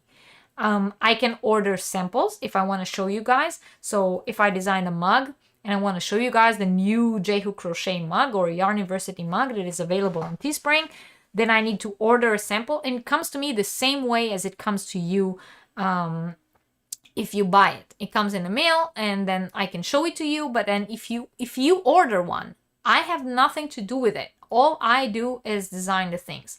And I can also tell you that specifically with Teespring, it is a wonderful way to sell merch. However, if you don't really price your merch high, you as a maker, you get cents, like seriously cents. When someone buys a mug on my Teespring shop, and the mug costs, I don't know, $10. I'm not sure right now. I'm just saying numbers here for the example. But if the mug costs $10, about $6.50 of it goes to Teespring, and the rest goes to the maker. If you have a hoodie, the hoodie, if it costs like $25, I'm pretty sure about 24 out of that goes to Teespring. Like when I make sales on Teespring, it's pretty much the reason I have merch on Teespring is pretty much for the followers who would like to have, you know, the Yarniversity merch, because it's cool, because I'm part of Yarniversity, and walking around the street with a hoodie that looks like I'm a university student, but it actually says Yarniversity and has a hook and a yarn ball on it, and it's funny to people who get it.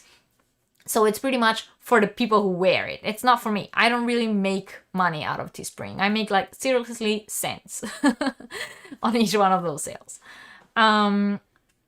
So I mean, the reason I have Teespring is for the people who would like to have the merch, because I cannot produce it myself and Teespring can produce it, but I don't get rich off of it.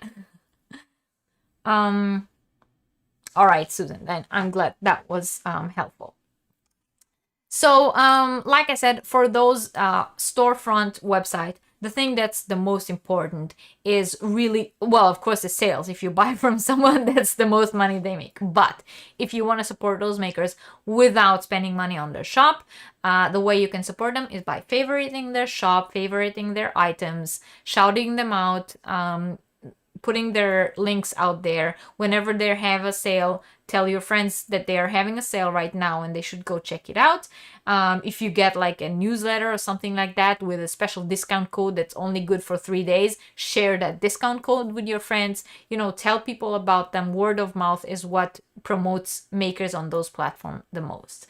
And of course, if you did buy from them, take the time to come back, leave a review, put on pictures, not just give the 5 stars and that's it. Leave a written review with words of your experience and take a picture of what you got and post it there as well. All right, questions about these kind of platforms before we move on to the next thing? Lori, I'm so glad it's beautiful outside today. I'm very happy. But I mean, here we had a beautiful day as well. I also spent most of the day outside. Right, let me take a sip.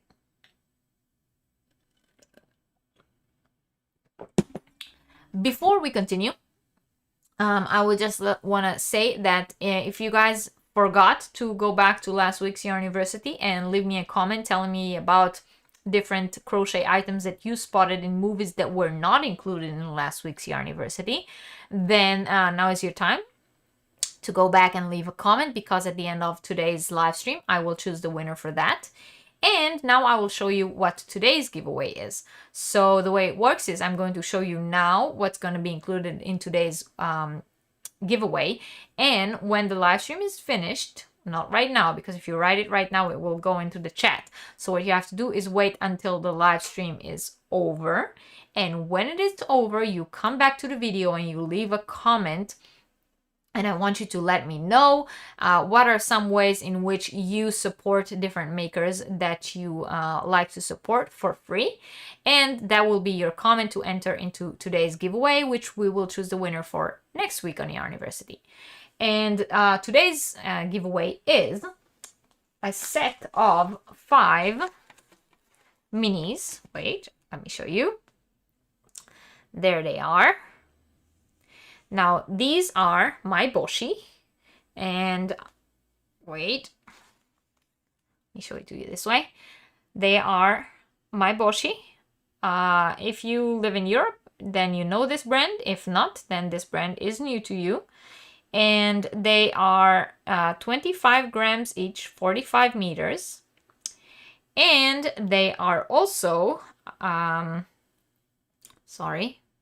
they are a worsted weight, sorry. So they are medium weight, worsted weight, like I said, 25 grams, 45 meters, and they are safe for the washing machine, and they are 57% cotton and 43% polyamide, and that is sort of like a fade color set. And if you can see, if you look closely, they are a chainette, so they are chain spun.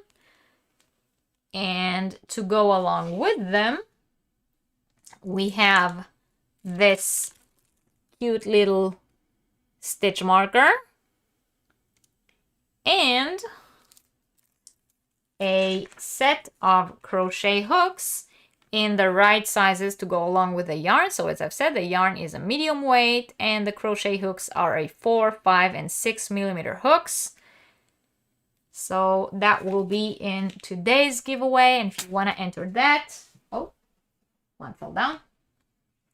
And if you want to enter that, all you got to do is come back to the video once the live stream goes into replay and leave a comment down below and tell me what are some ways where you use to support your favorite makers without spending any money. Hello Nancy, welcome in. And everyone's saying hi to each other. All right. Those colors would make pretty socks. Yes. If you guys miss it, if you weren't here in the beginning, my brand new sock pattern, the Chester Mills sock pattern was released today.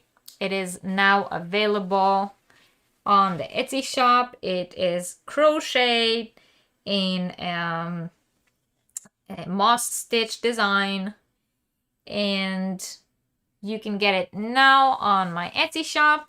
And of course, you guys are viewer of the channel, so you get a special discount, and the discount code is in the description box below along with the link to the shop. And if you are members of the channel, you get 20% discount with your special members code. So don't forget that when you shop on the Etsy shop. It's good for everything on the Etsy shop, and it's always good. So it's not like a one-use code. Oh, speaking of the Etsy shop, there is one more advent calendar now available on the shop. We added one. So if someone is still interested in the advance calendar, hand-dyed yarn by Whisper Crochet, exclusive design by yours truly, as well as some very nice extras, so that one last advance calendar is available on the Etsy shop. And as I've said, all the discount codes are good for that as well. So if anyone's interested, like I said, only one left. Right. Before we move on, don't forget to like this stream if you haven't yet. If you're new here, don't forget to subscribe. And if you want to join the membership program, membership join button down below. How did you come up with a name for your socks? You love it. The names for all of my designs are always named after different fictional places. So, for example, the Rivendell shawl after Rivendell of Middle-earth, the Lord of the Rings, my Sherwood cape after Sherwood Forest, you know, Robin Hood. I have my Bedrock beanie for your Flintstones fans, Bedrock. And the socks are Chester's Mill. Chester's Mill is the city under the dome, for those of you who know Under the Dome. If you don't, I very much recommend it. And so, yeah, that's the name of the sock pattern.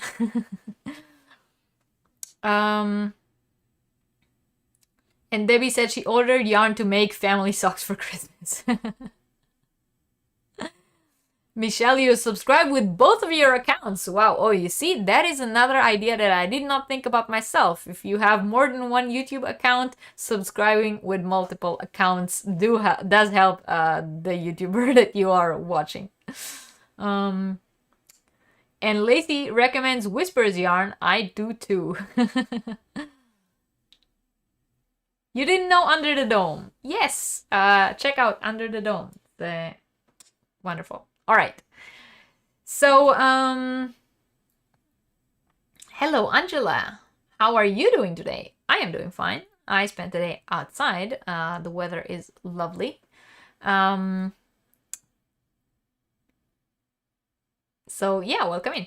Okay, so we spoke about supporting YouTubers, and we spoke about supporting makers who sell on different platforms.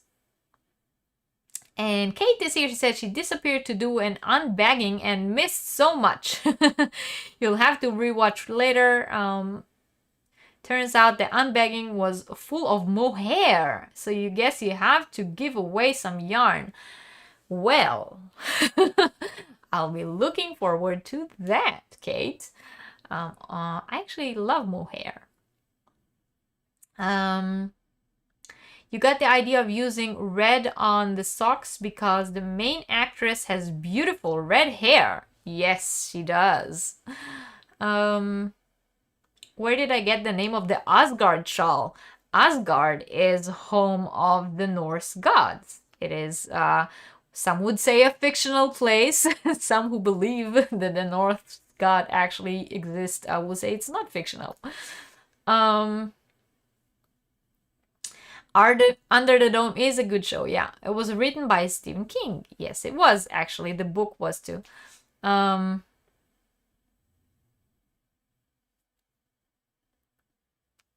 Yes, definitely Thor. Thor comes from Asgard. You're super allergic to mohair. Oh no, I'm so sad to hear that. You had to drag out the kitchen tongs to show it. Oh no, was it like a mystery bag? Was it a mystery yarn, so you had no idea that it's going to be mohair? Oh, but I'm still looking forward to watching that video. That sounds like something quite entertaining to watch. I mean, not that I want to, you know, make fun of your suffering, but I have an image of you holding yarn with kitchen utensils. That makes me, it sounds kind of funny. Yes, some just love Marvel movies. Oh yeah, I had a feeling there will be some people here who will volunteer to take that mohair off your hands. So Jamie is volunteering to take it off your hands and send you some of that cotton that you love. Linda says she can't touch mohair as well. It was gorgeous hand-dyed mystery yarn gift set, and you forgot to tell her you're allergic. Oh no, I'm so sad to hear that. You know, I would take it off your hands too if you if you don't mind a swap. I have a lot of yarn that I'm sure you're not allergic to, as you can see. All right, so we spoke about those two platforms. Now I want to talk a little bit about people who have their own website or blog. Asgard and Thor were also on Stargate. It was very interesting take on the mythology of Norse gods. You mean Stargate the show, right? Because Stargate the movie was Egyptian gods. I watched Stargate the show almost all the way through. At some point, I got annoyed at a certain specific plot line and stopped watching, but I should probably, you know, get over it at some point and watch them. Right, Jamie, I had the same vision and it made me laugh.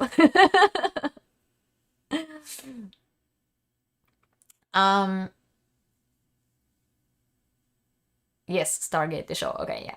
Lacey, you and I should watch, you know, shows together. I get the feeling we have the same taste in things.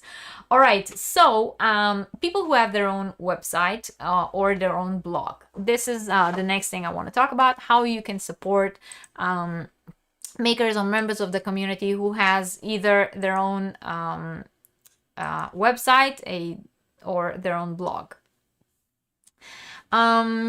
You watched all the Stargates and you love them so much. I did too. I mean, I didn't watch all of them, but I love them so much. You bought the Asgard shawl, asked the hubby to print it, and he said, "Did Thor design it?"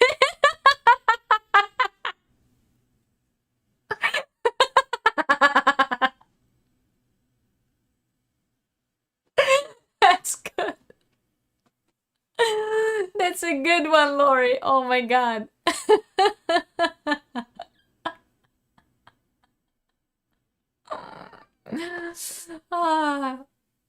Funny.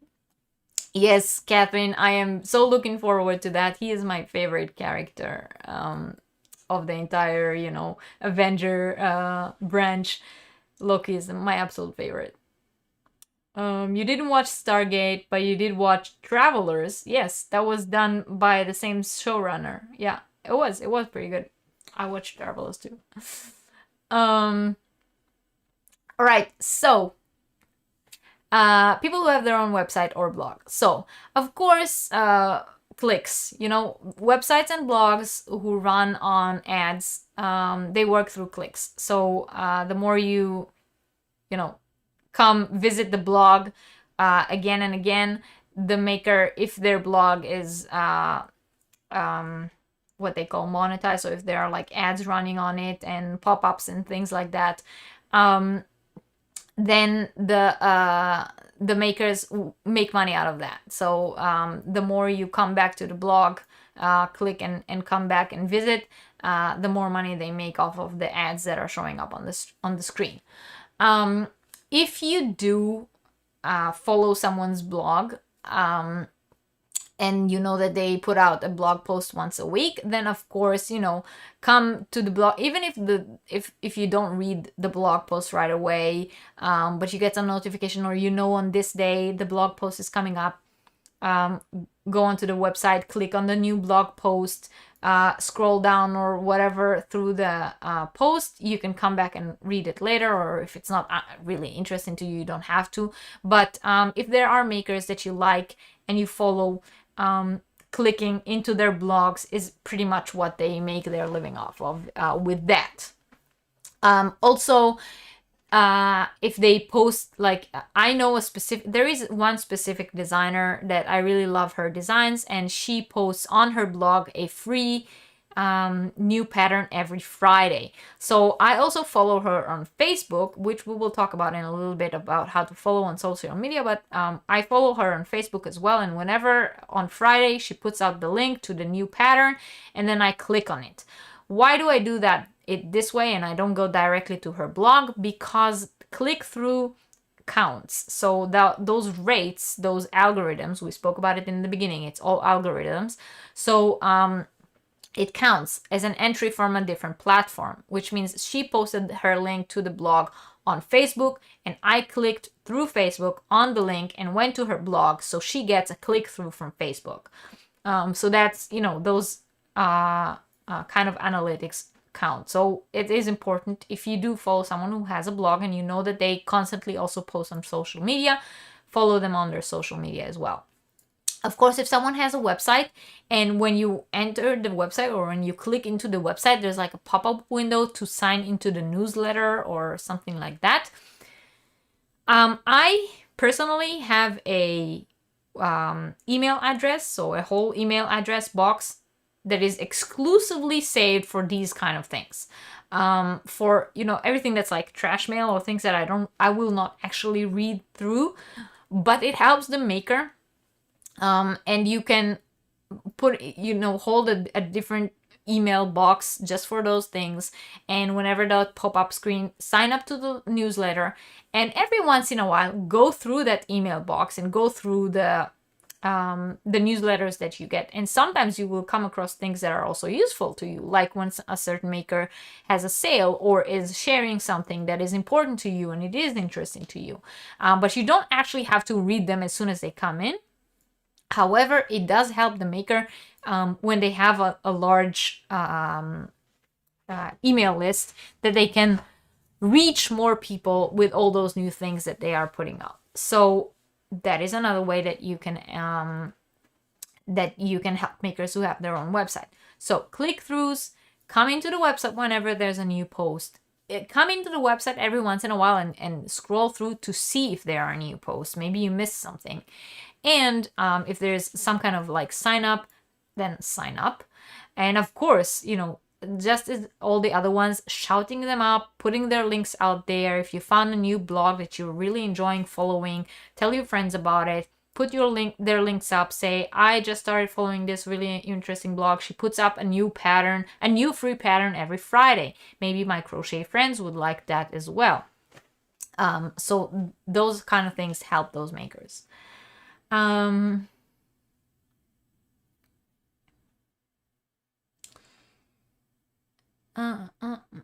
Gavin is loving this topic. Oh, I'm very happy. Hello, Gavin.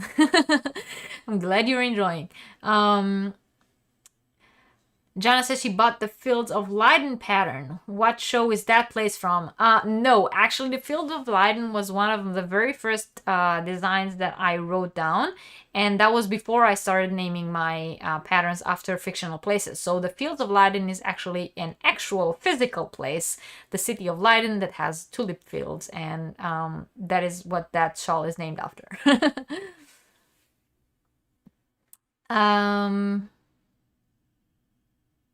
Heidi, you're still here. That's okay.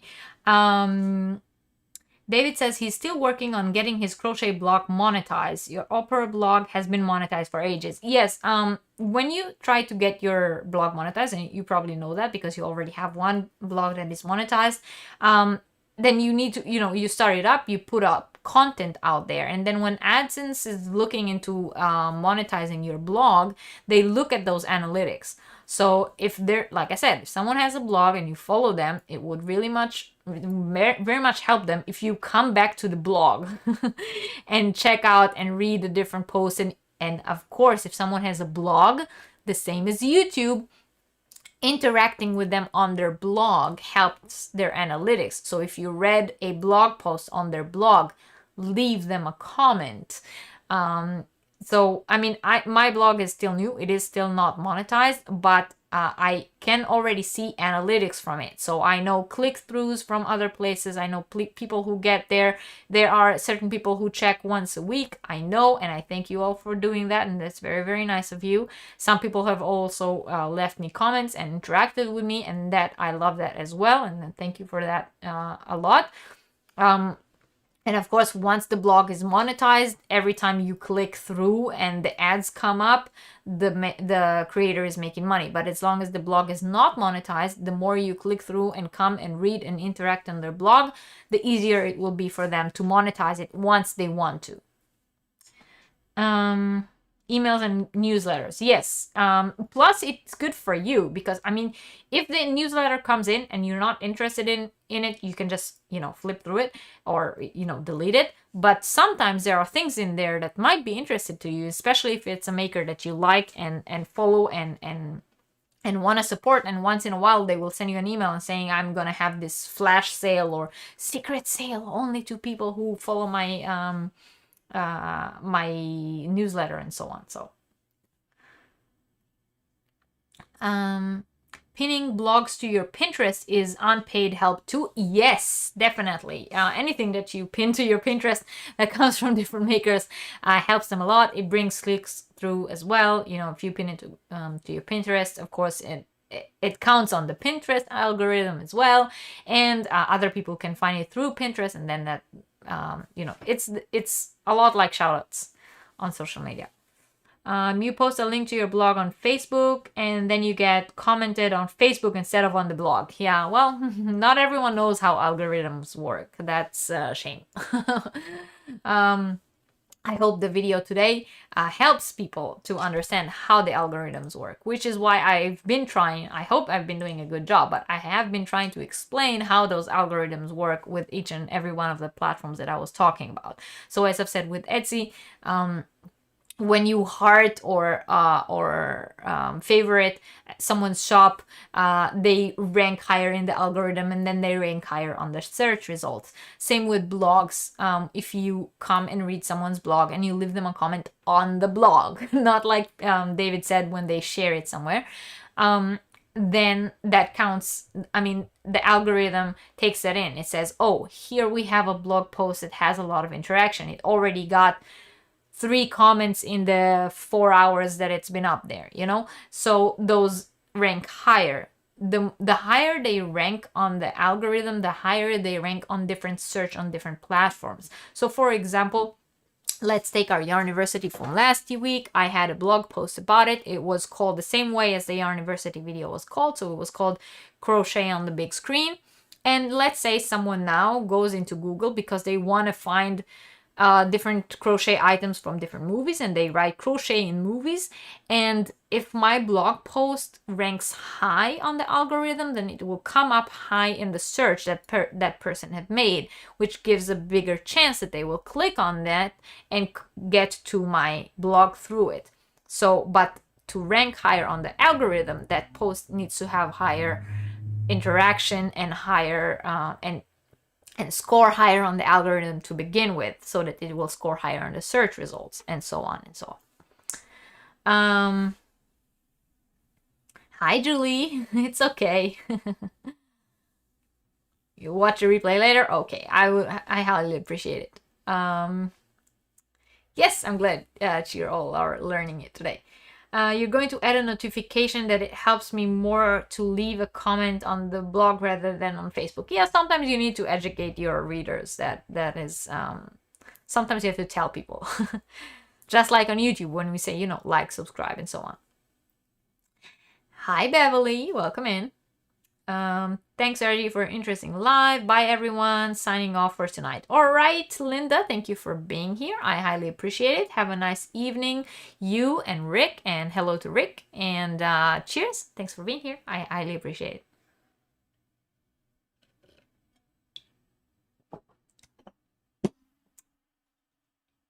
I'm very glad to hear that, David. I'm very happy that that helps you also on your blog.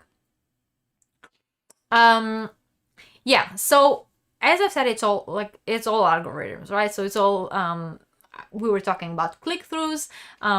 If I have a blog and I post the link to my blog on different places, I can see on my analytics, on the blog analytics, where did the clicks come from. So if I shared it to Facebook and 50 people came to the blog following the link on Facebook, I see that. And if I shared it to Instagram and people came through there, I see that. And if I have my link tree, this one link that if you press on it, it will show you all of my links, and then you will find there my YouTube, my Teespring, my Redbubble, my Instagram, my Etsy, and all my social media, my Facebook, and all that stuff. So every time you press on one of those links through the link tree, I get a data in the algorithm. So it says click through link tree, this amount today, this amount yesterday, and then I know what did I do. Did I post something on Instagram that made people go to the link tree link? Did I post something on Facebook? What did I do? What kind of action did I do today as a content creator that made people suddenly spike in clicks on that? And that helps the makers. It makes us realize what kind of interaction, what kind of posts, what kind of things do we do that that draw those interactions. So it's important to both sides, as you can see. All right. So now we spoke about, the big platforms and how you can contribute on them. But now there's like some little tips that I want to give you guys, things that you can do that are, like I said, they're just a little click for you, but they mean a lot for the creator. So I did mention a few times before, following your favorite makers on social media. If you are on Instagram, follow your favorite makers on Instagram. If you are on Facebook, find their Facebook page and follow them there. If they have a Facebook group, join their Facebook group. if you're on their Facebook group, be active on the Facebook group. Post things on the Facebook group and interact with them when they post on the Facebook group. So when someone, again, I always give myself as an example because I have all of those, but I have my Facebook group. If you come and join the Facebook group, that helps. If you're on the Facebook group and you post to the Facebook group, every time you post on the group's wall, that helps. Facebook sees a interactive, very dynamic Facebook group, so it will promote that in the search. And next time someone will search Facebook for crochet, my group will score higher on the search. Also, interaction on things that other post. So if I post on the group and you interact, that means like the post and comment on the post, those interactions count in the algorithm. If someone else posts, so someone posts a question or they post a picture of something they make and you comment or interact with them on their post, that counts as interactions. And the more interactions on the Facebook group, the more the Facebook group scores higher on the Facebook group algorithm, and the more it will score on the search, and the more people will get suggestions to join the Facebook group, and then the Facebook group grows, and that's how people get to know about it. And it's not, I mean, Facebook is one example, but it works the same with every social media. So if you are on MeWe, is it called, I think, or if you are on Meetup, or if you are on TikTok, or if you are on Snapchat, all of those platforms work the same. They work through interaction. So it is one thing to follow a maker, which helps them a lot because a follower is an interaction. But if you already follow them, it helps even more if you interact with their posts. When they post something, like it, you know, if it's an Instagram, heart it, read the post. Sometimes people, they scroll through Instagram, they see the pictures and they heart the pictures. But a lot of times makers put time and effort into writing a whole post that goes with the Instagram picture. So, you know, click that read more and read the post. Maybe they are saying something important. Maybe they are having some kind of sale. Maybe they just released a new pattern.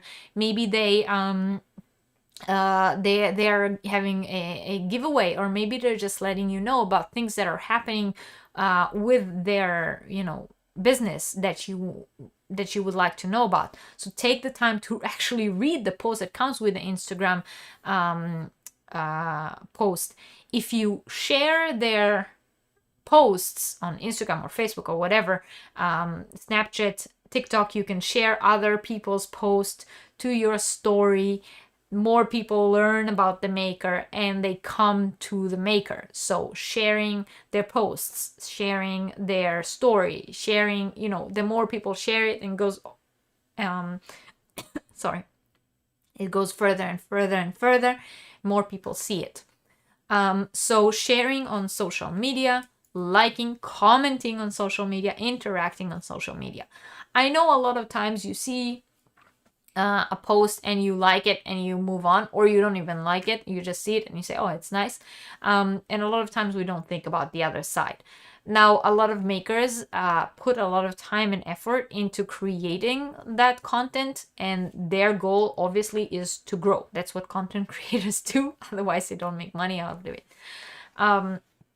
But, you know, so you as a consumer, or me also, because I'm also a consumer. I am a content creator, but I'm also a consumer. So I'm also on Instagram as a follower of a lot of people, and I'm also on Facebook as a follower as a lot of people, and I'm also on Facebook in a lot of different groups.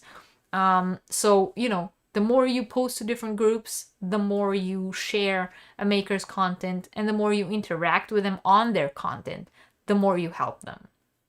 So that is just like, you know, a little tip, a little note about social media. If you like a certain maker and they have an Etsy shop, and you don't buy from them right now, it doesn't take a long time to go to Instagram and search. Maybe they have Instagram. Maybe you can follow them on Instagram and help them that way. Maybe it's a YouTuber, but they have a Facebook group or a Facebook page, and you follow them there. It helps them.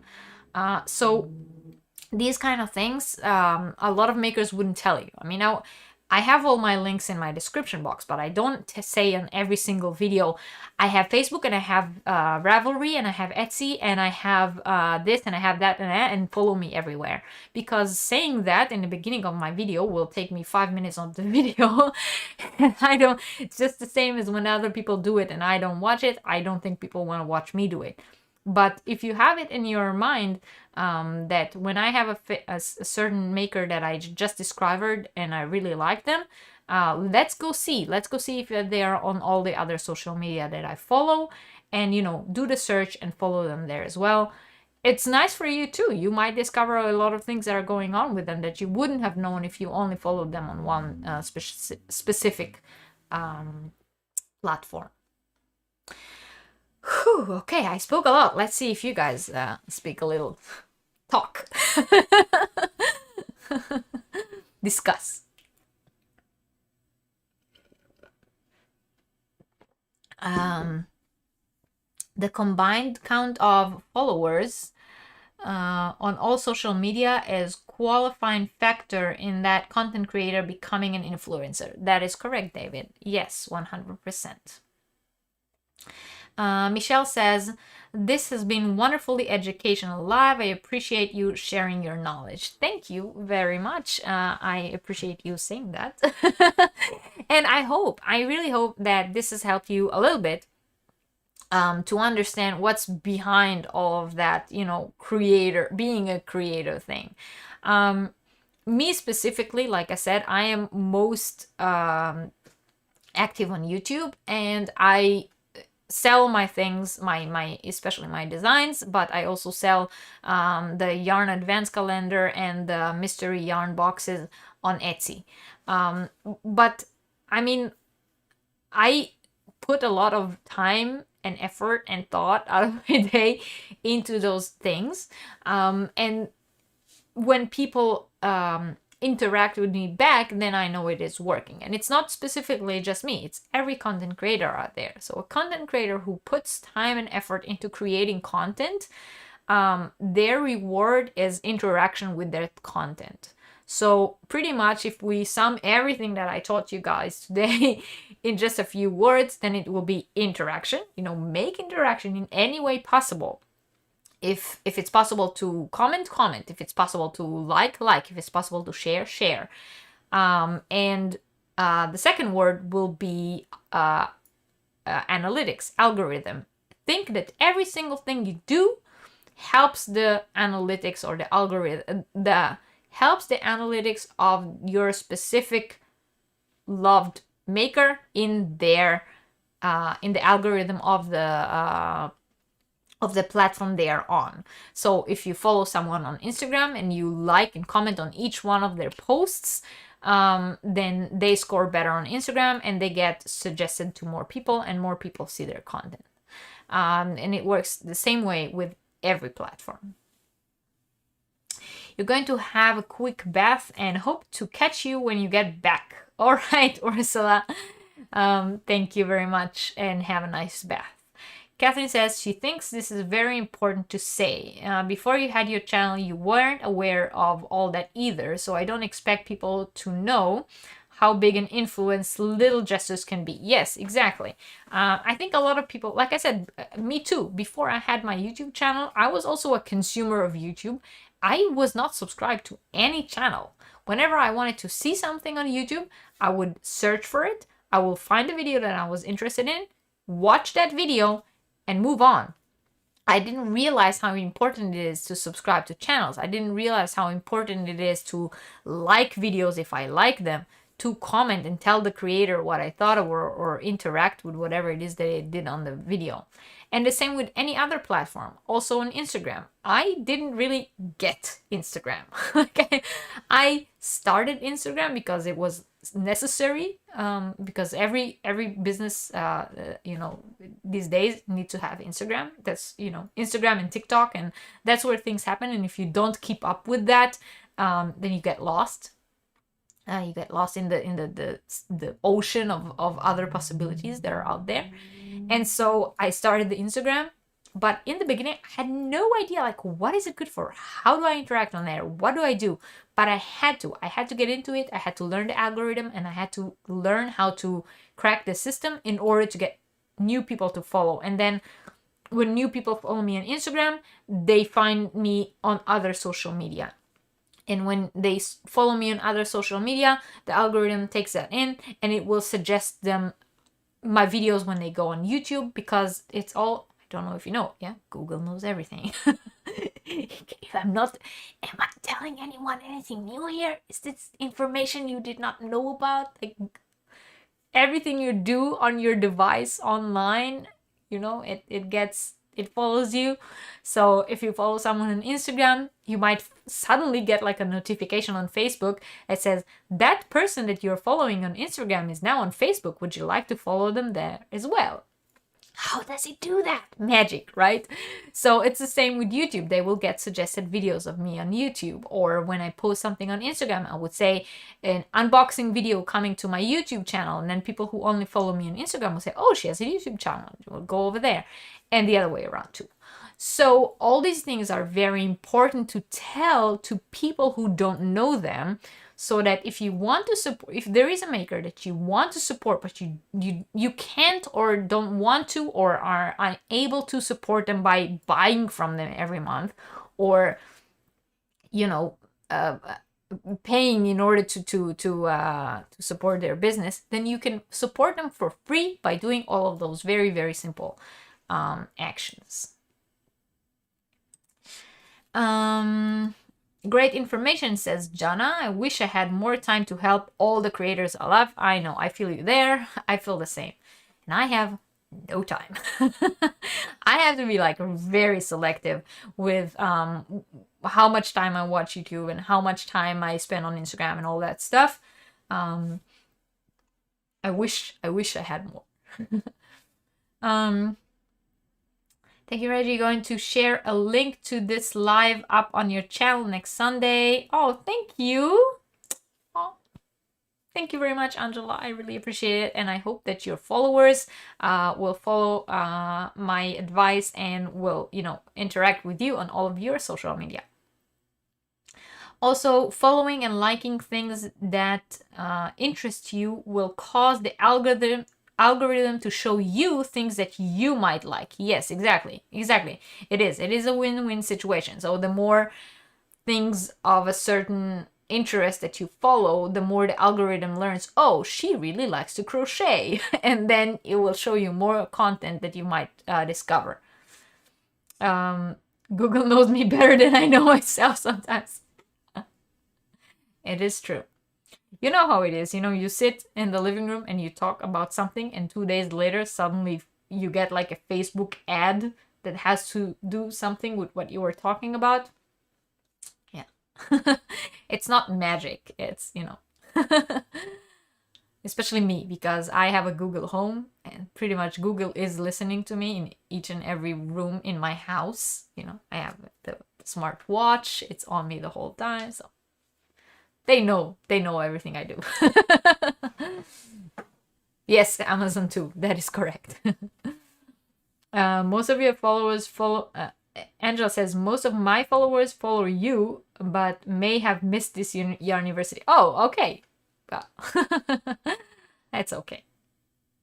I am actually, I'm very close to 3,500 subscribers, which I'm very, very happy about.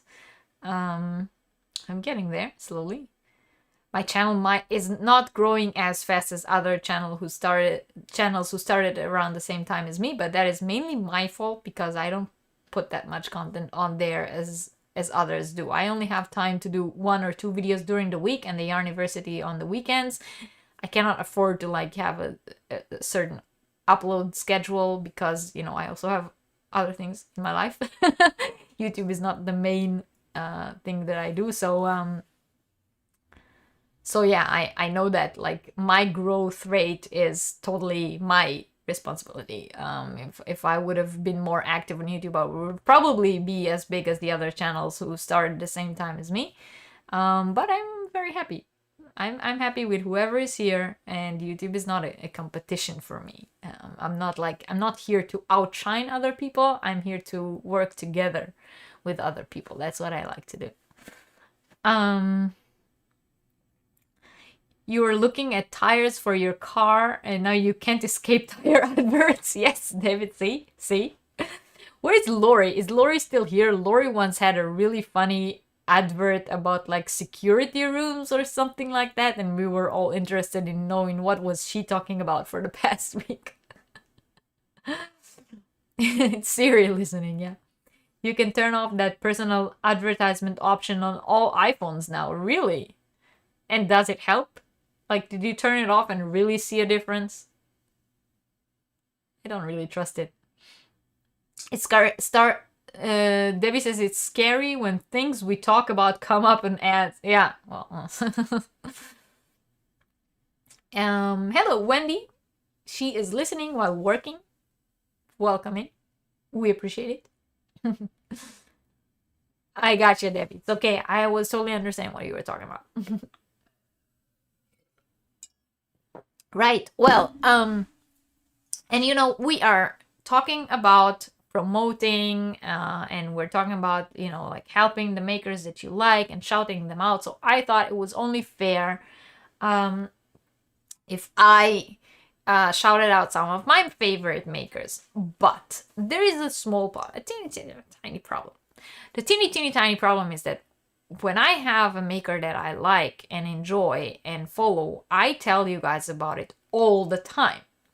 So, I made myself a list of different businesses and people that I want to shout out and tell you guys about. But then I realized I talk about these people all the time on my channel. This is seriously nothing new that I can tell you about them, because I talk about them all the time. But this is just my, my little problem, that when I specifically like a certain maker, I tell everyone about it because I want to promote them. And so I am literally doing what I taught you guys today to do, right? So I wanted to do some shout outs, but then as I was making the list, I was realizing that the businesses that I'm putting out on the list are businesses that I already have videos about on my channel. You guys have all heard about 1,000 times. They very often contribute to my different giveaways because they know how much I promote them, and they know that a very large amount of their sales come through my channel. So, I felt it's kind of moot. You guys tell me, should I mention them anyway? Let me know. Hi, Helen. Thank you for listening in. Jamie says it's simple to click in general, then it is a simple click in general, then privacy and analysis, then personal advertising option. So you can click it to off. Okay. But you said on, what did you say before? On iPhones. So on Apple. Things that come from Apple, not from Google.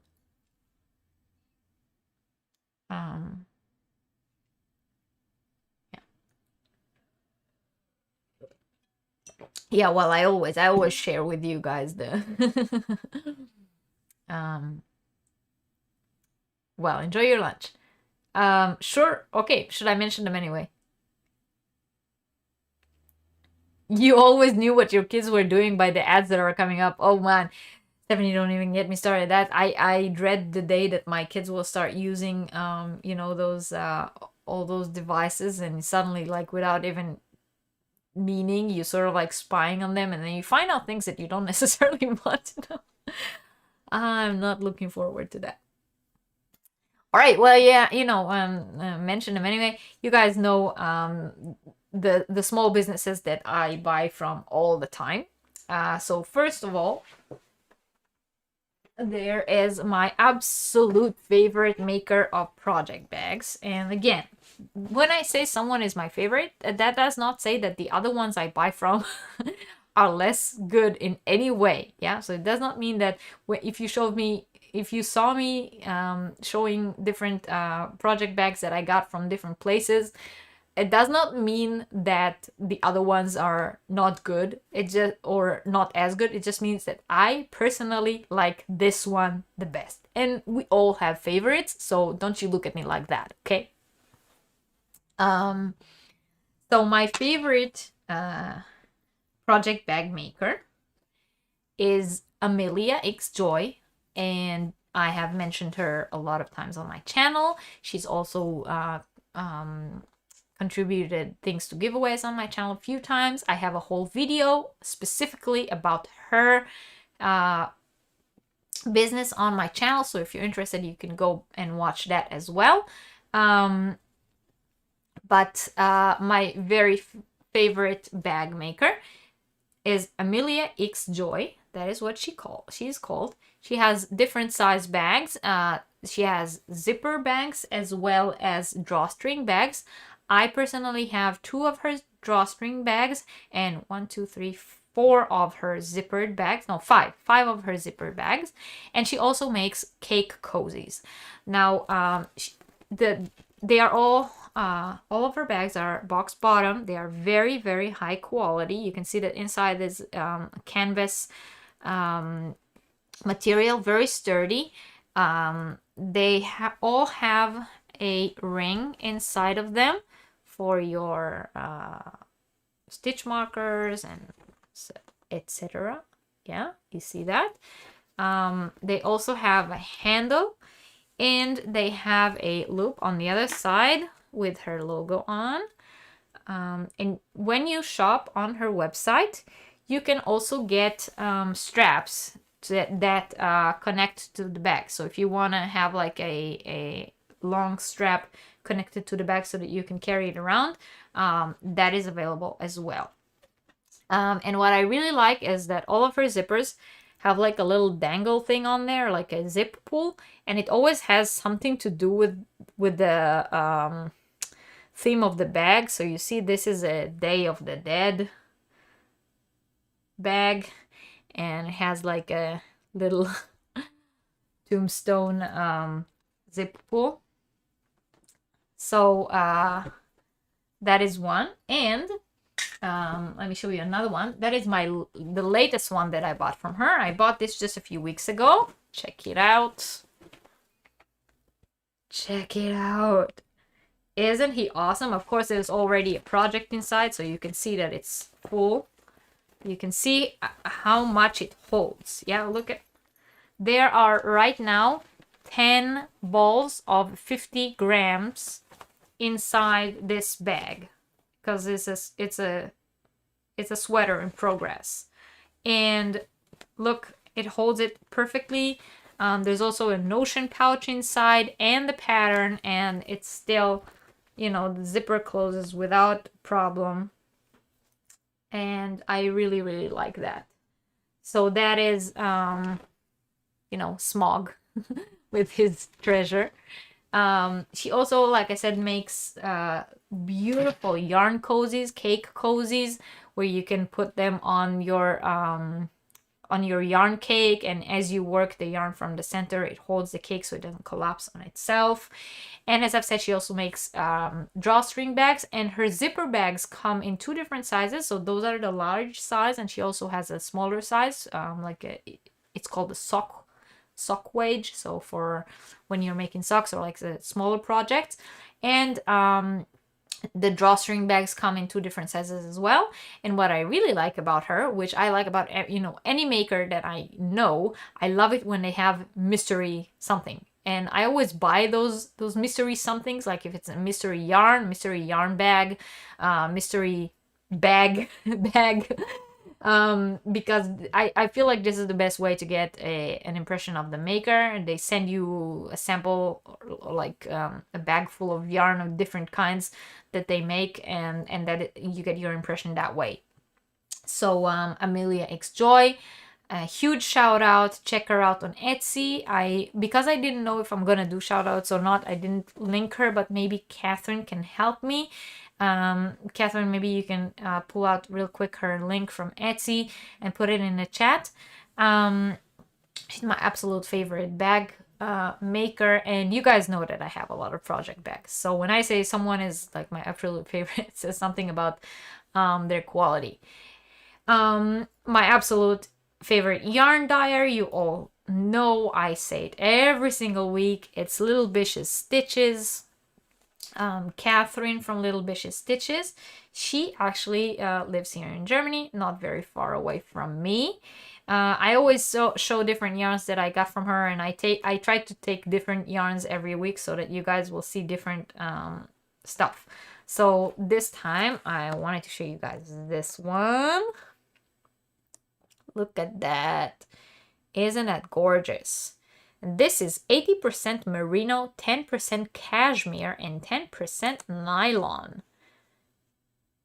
It's so soft. Oh my god. Merino, cashmere, nylon. Can you just like mentally imagine what it feels like? And look at those colors. This colorway is called Baloo. And I think it is like the most popular colorway on her website. So Little Bish's Stitches.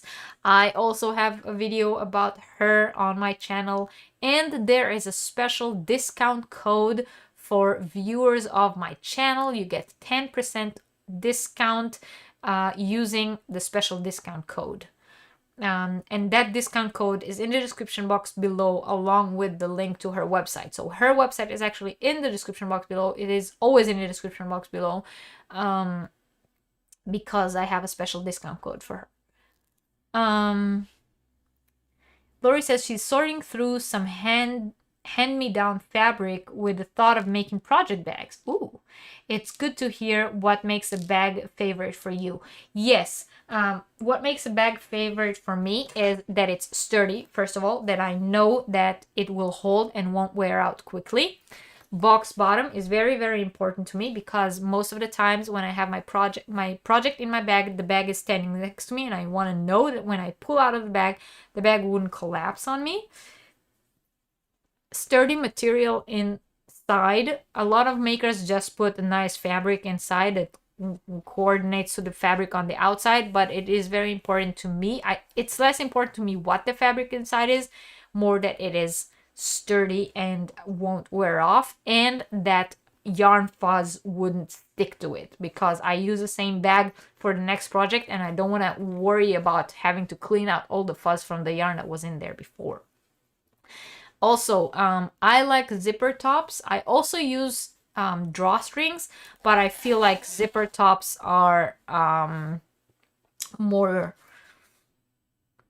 useful. I mean, drawstring, a lot of times when you have a drawstring top, you a very big part of the size of the bag gets lost in that drawstring. Once you draw it, it's sort of like it does this and then if you can't really fill the bag up all the way to the top because it wouldn't close right. So I prefer zipper bags.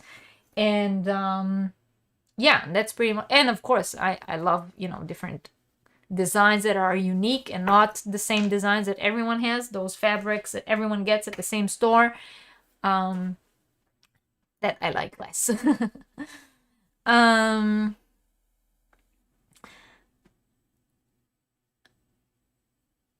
It makes you want to eat candy, the balloon, this? Yeah, it is a beautiful colorway. Another one of my favorite colorways from her is this one. This one is called Gods Like the Sun. And this specific one that I'm showing you right now is a 75% merino, 25% nylon in DK weight. And I love how she does speckling. She is one of the dyers that I know that does, you know, speckles the best. If you want to see that colorway, Gods Like the Sun worked up, I have the sock that I made with it here. This is the Chester's Mail sock, so the pattern that was just released today. And you can see how beautiful it works up. I love it. I love it, love it, love it. It was my absolute favorite. And once again, Catherine, I'm sorry I have to bother you, but maybe you can put Little Bish's Stitches link in the chat as well. But as I said, it's also in the description box below, and there's a special discount code. I lost you at zippers. I wish I could sew. I mean, I can't sew for the life of me. That's one thing I cannot do. Jamie says, Reggie, I ordered what I thought was your large mystery box. I didn't leave a review because I was so disappointed when it did arrive. So instead of leaving a negative review, I didn't leave one at all. Oh! I'm so sorry that you didn't like the mystery box.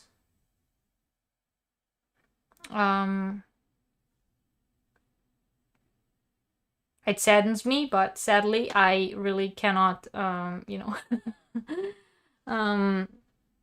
Like I said, the mystery boxes are mystery boxes, and what comes inside is, I put them together like totally random, and I try to put like different colors and different sizes of yarn and so on. So, but I mean, thanks for not leaving a. But maybe you can tell me why you were disappointed, and I will, you know, understand.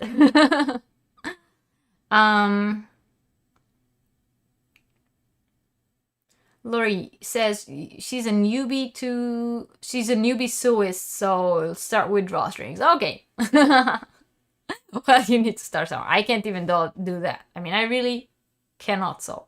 Seriously, nothing. Hi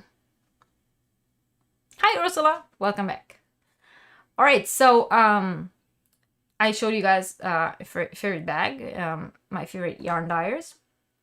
I would love to talk to you guys about you know, YouTubers that, oh wait, so Catherine is here. You guys all know Catherine. She's my moderator. She's here every week. Catherine from Cat's Eye Catchers, and she also has an Etsy shop.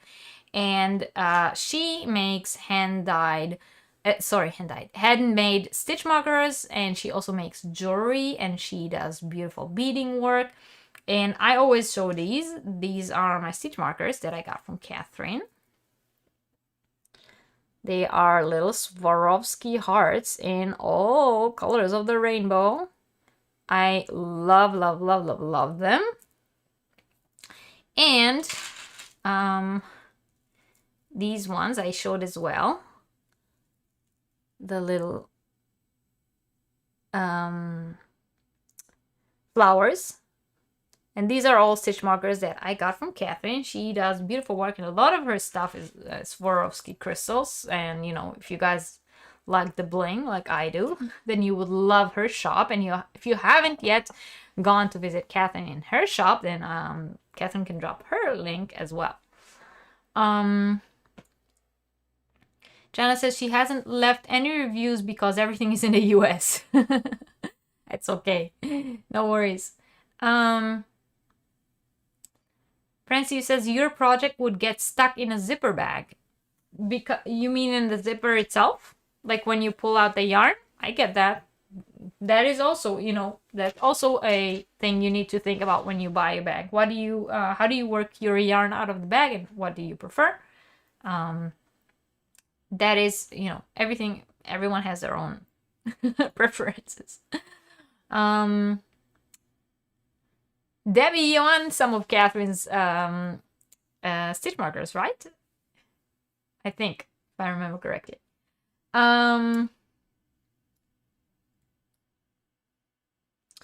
Yeah, now I wanted to talk to you guys a little bit about, you know, other YouTubers that I like to watch.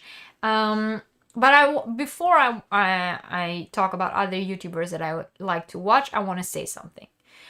I feel personally, and again, this is my personal opinion, and it's, you know, people can agree with me, people can also not agree with me, but I feel that giving a shout out to a channel that is huge, so huge that literally everyone who ever crocheted knows, is not a waste, but like not as useful as giving shout outs to channels that are either just starting out or are out there but not as known as the other ones. So we all, you know, there are some of the bigger ones that we all watch. Personally, for me, it's Alicia from Little John's Yarns. She's also my friend, but I love watching her, and I think she's, you know, one of the best ones out there. And of course, I really like to watch Holly from The Proper Pineapple, and you guys all know that because I talk about her a lot as well. But these two, from the, you know, from the bigger channels that are out there that I really, really like to watch, I feel like they are so big that I'm pretty sure that everyone who watches me already know them, because my channel is so much smaller than theirs. I'm pretty sure that the 3,000 subscribers that I have are somewhere in within the 140,000 that they have, right? So so you guys all know that I love them. I talk about them a lot. And you know, like, it's not really a shout out. It's more like I'm telling you guys that I like them. But there are channels out there that I personally really like to watch and enjoy and learn a lot from, and maybe you guys don't. So if you guys don't yet follow Karen V. Miguel, she is Karen from Canada Bliss. She has a huge crochet business. She's one of those ladies she has a YouTube channel, but she is more like, she's a business lady. So she has the business look on crochet kind of channel, and I love watching her and I learn a lot from her, and I'm a huge fan of hers.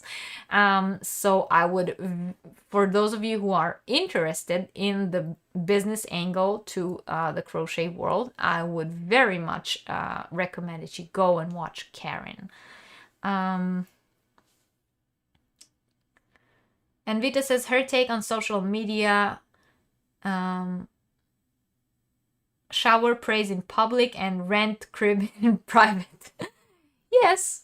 Although, like I said, if it is constructive criticism, I would love to hear. Like I said to Jamie, if she would want to share with me what was her disappointment from the box, I would really like to hear, because that would help me create more successful boxes in the future. You agree, Stephanie? I'm happy. Yeah, so Karen V. Miguel, she's, if you are on Instagram, then you know she's Canada Bliss. Follow her on Instagram. She's huge. But on YouTube, she has just, you know, recently started to put more work into her channel, even though it has been existing for a while. But now she's like really verging into it, and she will actually be a guest on my channel, which I was very thrilled about, but we will talk about that next week. She came on one of my lives a few weeks ago. For those of you who were here, I think it was my 3K celebrations. For those of you who were here, you saw me in a total fangirling moment. I was like speechless. I couldn't continue straight because Karen came in, and I was like in awe that she even knows that I exist. But yeah, you know, if you guys don't follow her yet, go follow Karen.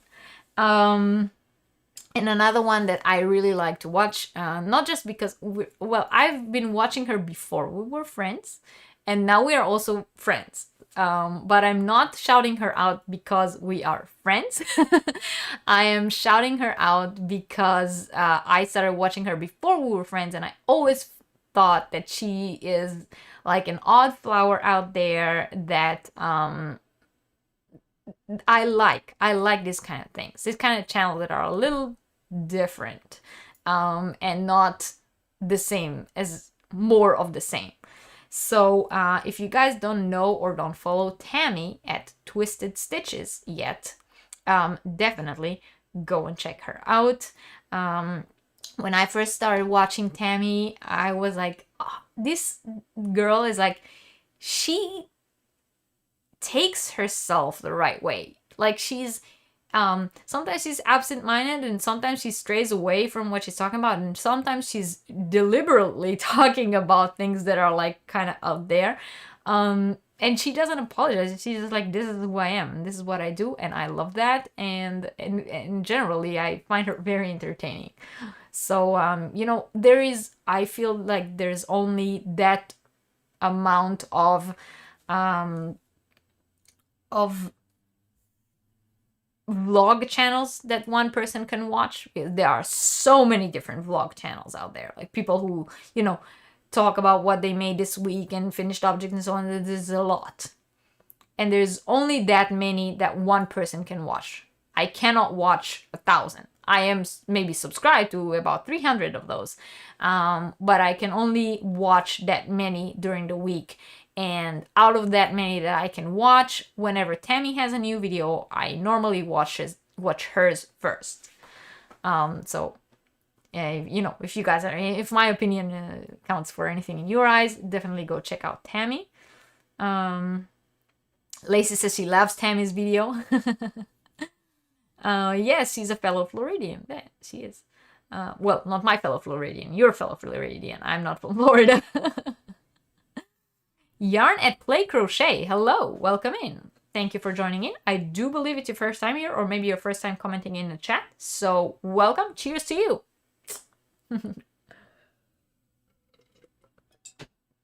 Do I follow Crystal of Bag O'Day? Yeah, I will very openly say that I don't necessarily watch all of her videos.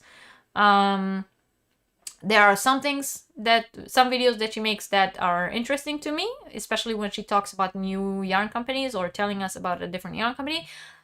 I am a little bit disappointed sometimes when she shows yarns and yarn companies that are only available in the US. I feel that when your channel is that big and obviously international, then you should cater international, but that's, you know, everyone holds their own channel their own way, so it's not to say anything bad about her. It's more to say something about myself. I personally am more interested in videos that show yarn that I can also potentially get.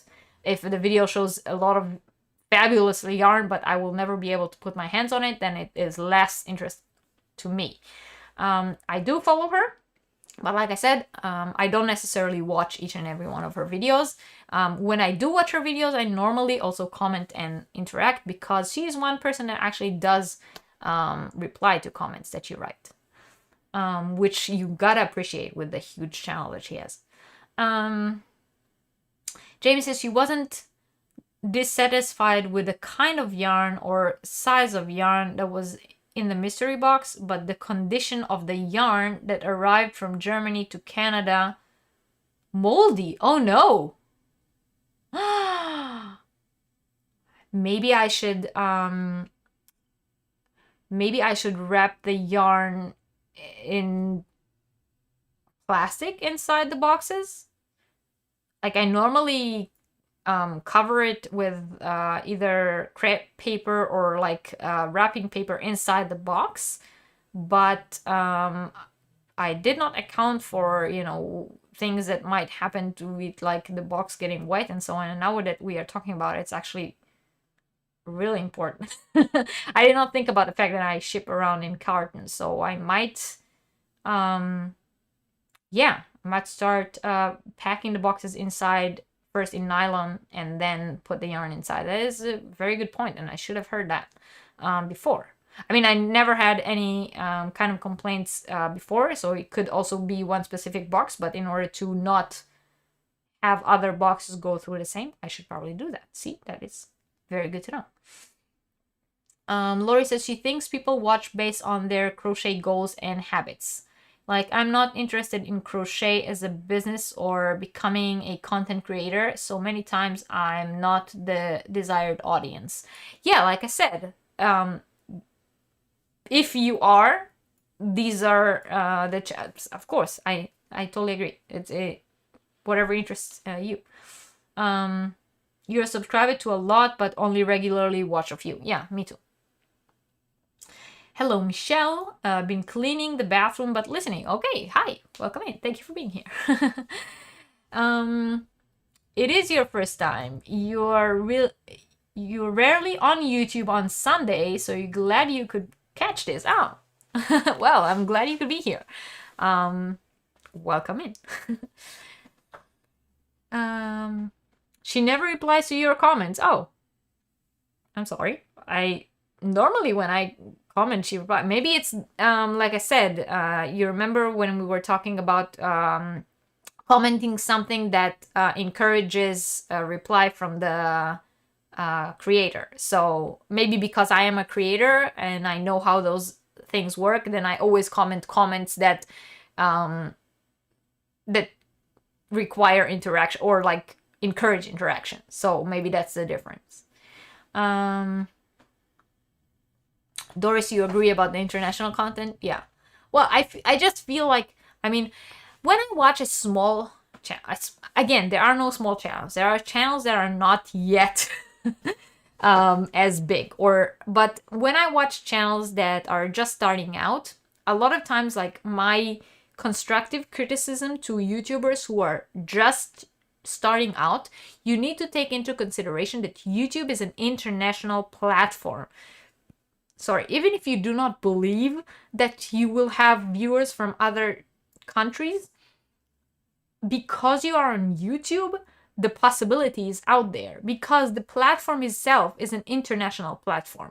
So if you only cater to people who live in your country, and again, I'm not saying that she does it, I'm saying this in general because she definitely does not do it. She does cater to the international, and I specifically was saying that sometimes she does videos that are only relevant to people in the US, but I'm talking generally. I'm not talking about her. I'm talking generally about content creators who start a channel on YouTube. You need to take into consideration the possibility that you will have international audience because the platform is international.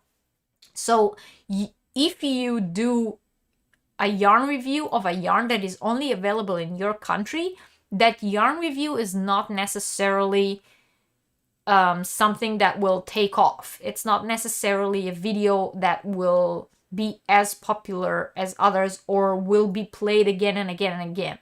Because if you're only catering to your country, then international subscribers, if they see that again and again and again and again, they will feel unwelcome. They will say, oh, she only talks about yarns that I can't get, or she does yarn reviews to yarns that I can get, or she shows me things that she made with yarn that I cannot get. Or she does shopping trips in stores that I can't shop at. So I do shopping trips as well, but it's not the main thing I do on my channel. I have here and there every once in a while a shopping trip because I think it's interesting to people from other countries to see what different stores look here in Germany, but it's not something that I will do once a week because people who don't live here, who cannot shop these yarns, will lose interest in it. So it might be interesting one time to see what yarn stores look like in other countries, but it's not interesting 50 times. Do you understand what I'm saying?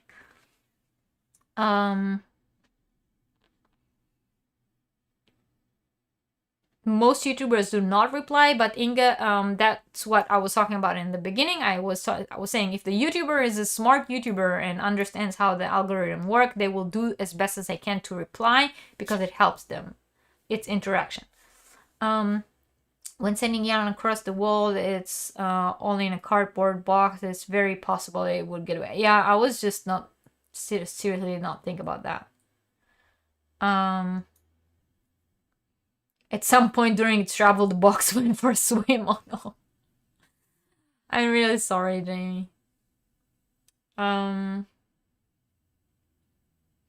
What do rows mean with international content? I think what she means is that when you show a yarn that you get from a website that only people in the US can order from, that does not cater to the international community.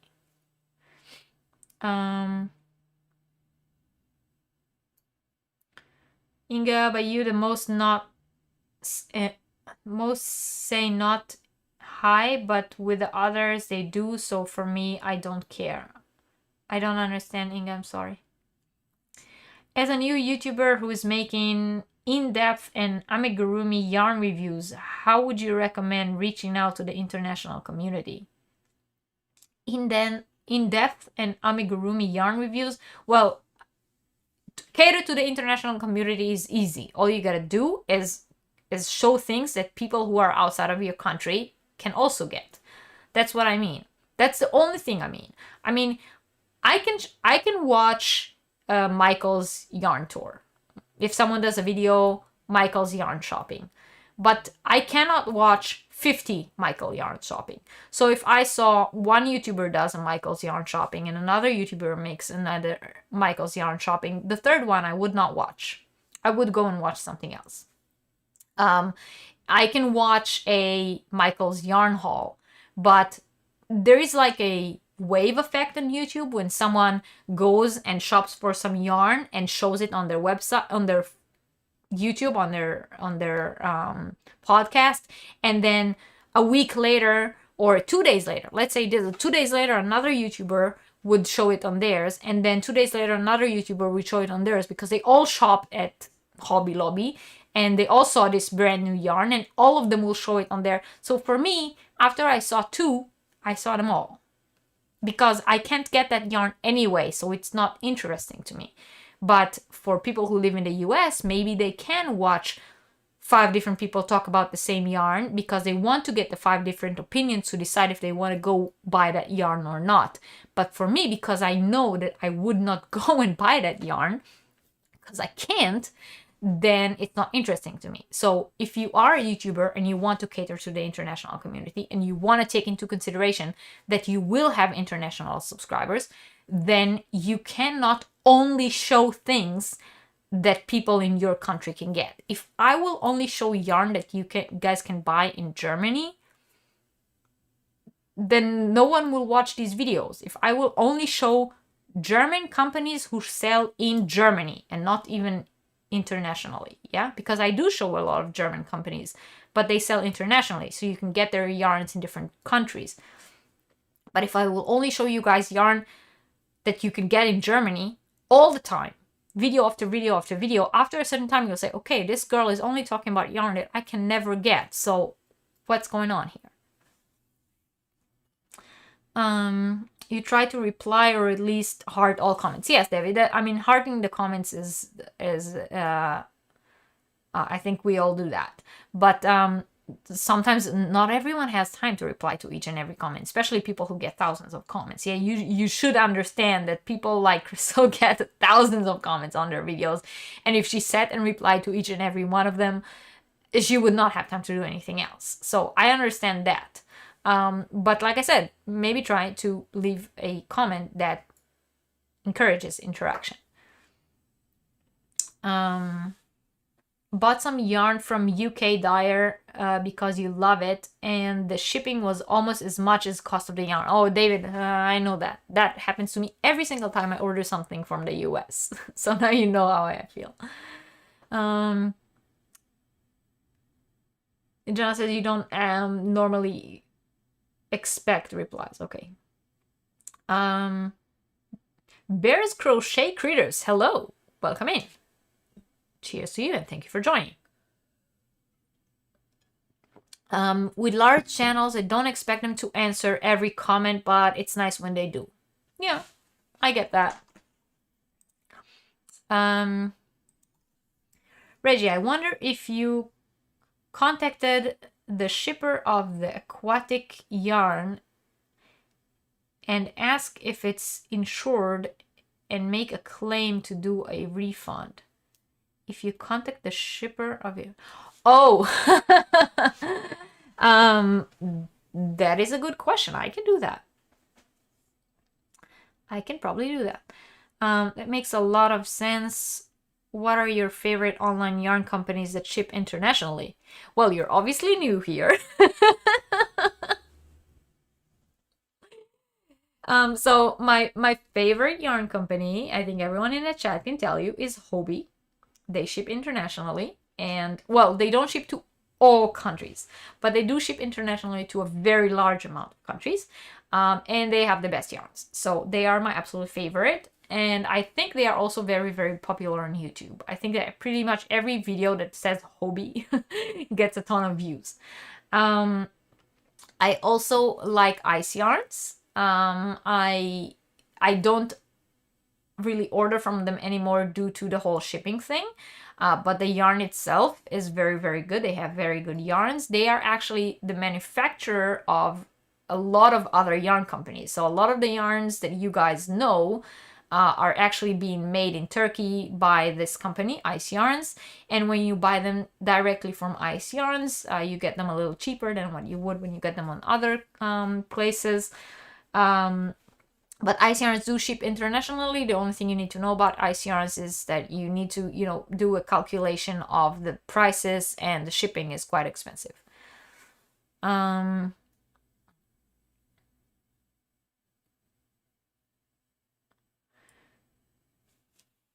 Jana said that's how she feels about subscription unboxing. Several unbox from the same company, you can't get any. So I watch one or two, but don't watch the others. Yes, Jana, I feel the same. I feel like there are some subscriptions out there that many people get.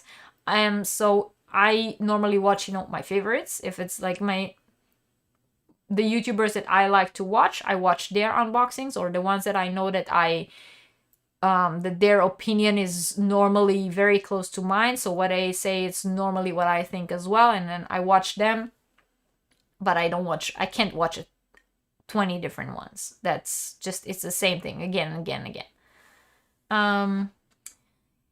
Iris says she rather see a yarn review with something made with that yarn. Yeah. On my yarn reviews, I try to do a little swatch. I don't crochet a whole garment and then show that.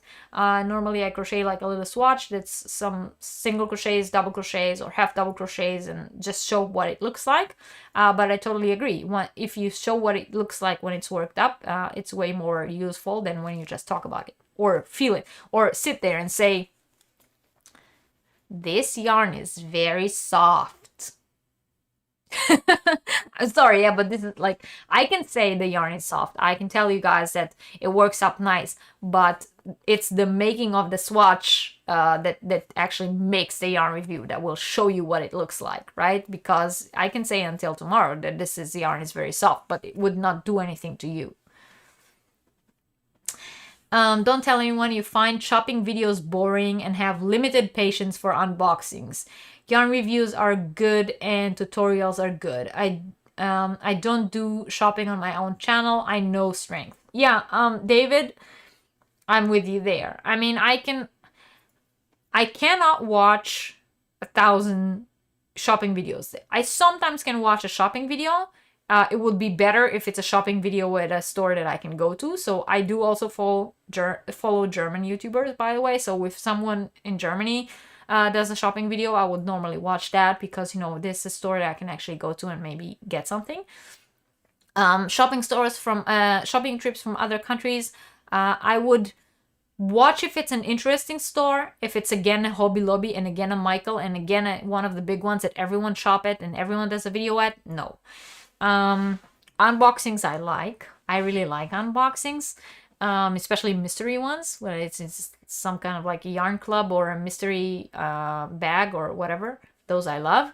I also do a lot of them on my channel, and as well as yarn reviews. But again, with yarn reviews, I will not watch a yarn review for a yarn that I cannot physically get. I feel that it has no virtue for me.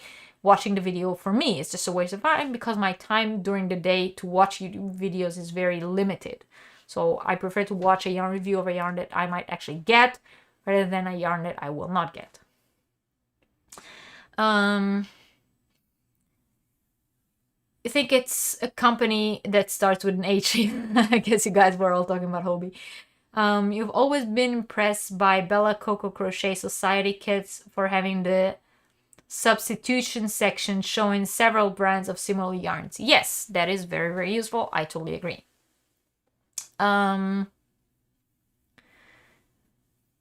You get tired of unboxing personally because you like to see the yarn swatched up. Seeing yarn worked into things is super helpful for me. Yes, that is the difference between, an unboxing video and a yarn review video. A lot of YouTubers think they are doing a yarn review video, but what they're actually doing is an unboxing video. But the difference is that if you do a yarn review, you need to show how that yarn works up and how it frogs and how it is on your hook. if you do a unboxing, you can just show the yarn and talk about it, you know, but if you actually do a review, you have to show how the yarn works out. David likes subscription reviews more than subscription unboxings. Some creators give quite valuable opinions about the value of the individual shipment. That is a good tip. Where were the channel that you recommended? Oh, I kind of stopped in the middle, right? We got into a, we sort of like walked into a conversation about YouTube and YouTube watching habits. I think so far I only mentioned 2 out of my list, right? I only talked about Karen and Tammy, Karen V. Miguel and Tammy from Twisted Stitches. I actually had a few more on my list, but I am enjoying this conversation.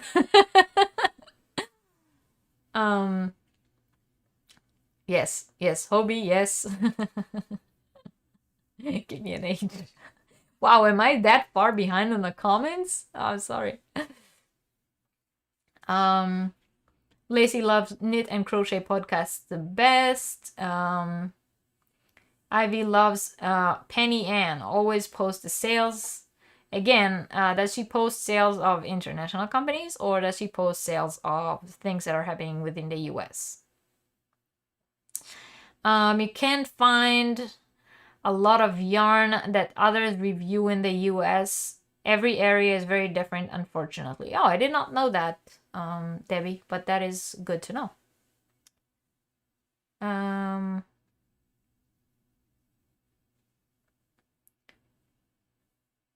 Doris says she agrees Bella Coco Crochet Society is terrific.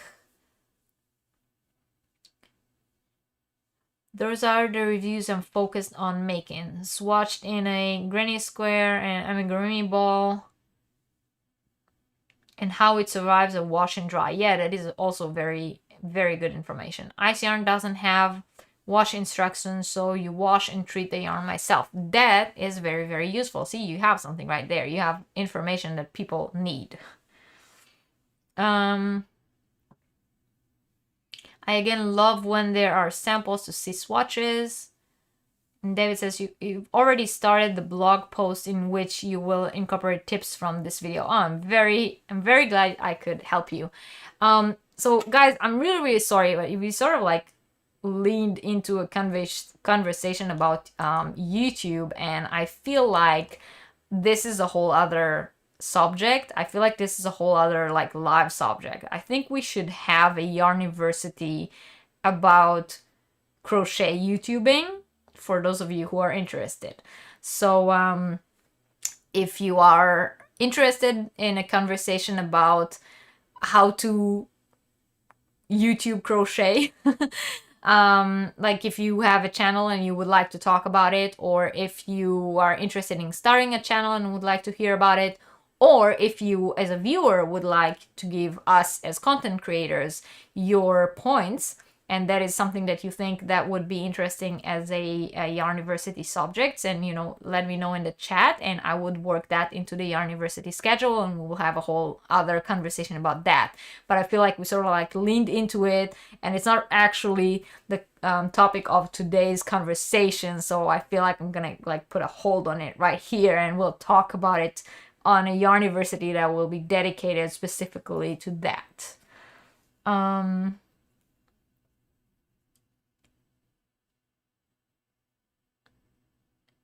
Especially sales, East and West Coast are different sales. Oh, I didn't know that, Debbie. Francis says she can't believe you already watched for 3 hours. Yeah, I can't believe you did. I can't believe I'm sitting here for 3 hours, like, talking. It's, you know, it's kind of funny, right? You know that being like live on YouTube is very funny because I sit here and talk to all of you, but I'm here alone. I'm sitting in a room by myself. I'm talking to the screen of the computer, so it's very funny. Creative Grandma does a great job with her segment. It works up 2 samples of each colorway. Yeah. All right, Ursula, thank you for still lurking. You love Creative Grandma, but her voice puts you to sleep. Oh no. Yeah. In terms of like yarn reviews, Well, okay, no, we will keep all of that to a different Yarniversity about, you know, YouTube and crocheting YouTube. Um, yes, exactly, Lori. Yes, let's focus group that. Um, exactly. Um, no, that's totally fine. I am known to falling down rabbit holes, so that's completely fine. But we will definitely, you know, put that into a Yarniversity about YouTube, and we will talk about specifically how to understand YouTube, you know, analytics, interactions, and you know, from the creator's side, and how to do crochet on YouTube. So we will talk about, you know, materials that you need for tutorials, all the kind of like gear, you know, that you need in order to film, and you know, different softwares that you can use. And we will also talk about how to do you know, reviews, unboxings, and so on. And we will have people in the chat also who are not YouTubers, who will tell us how they like to watch these kind of things, and us as creators, we can learn from them, right, and hear what our audience likes. Okay. So we'll do that. But yeah, Lori wants to know who the rest of my favorites are. So as you guys know, I'm not only a crocheter, I'm also a knitter. And as a knitter, I very much enjoy watching the Crazy Sock Lady. If you guys don't know her, she is so incredibly cute. And she's a podcaster, yeah? Like, she doesn't do reviews and stuff like that. She literally does an episode where she talks about things that she did, things that she make, different patterns that she developed, different, you know, unboxing different clubs that she's um, subscribe to, showing yarns that she bought, and so on. But I love her spirit, and I learn a lot from her. And she also has some tutorials about how to knit socks. So for those of you who are like thinking to verge into knitting, or are already knitting but don't know how to approach sock knitting, I really love the Crazy Sock Lady. She is amazing, and I mean, she's just really entertaining to watch. Just like, she's fun. She's a fun lady. All right, we can talk about tutorials as well.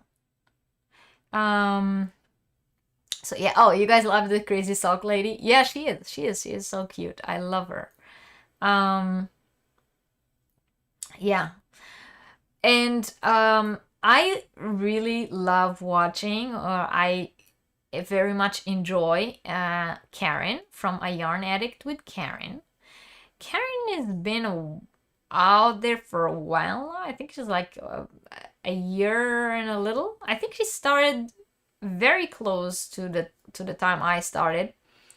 And she is such a fun lady. Like, I can sit and listen to, first of all, her voice. I love her voice. And I can sit and listen to her talk and show what she bought, and like just telling funny stories. She's like, you know, like sitting with her in a living room and having a conversation over tea. I love her. So I really like A Yarn Addict with Karen. And one more that I wanted to mention is Rochelle from The Whip Window. Those of you who saw, Rochelle was also my Secret Santa in our Secret Santa for charity, that totally by chance. Yeah, I was not in charge of who gets who.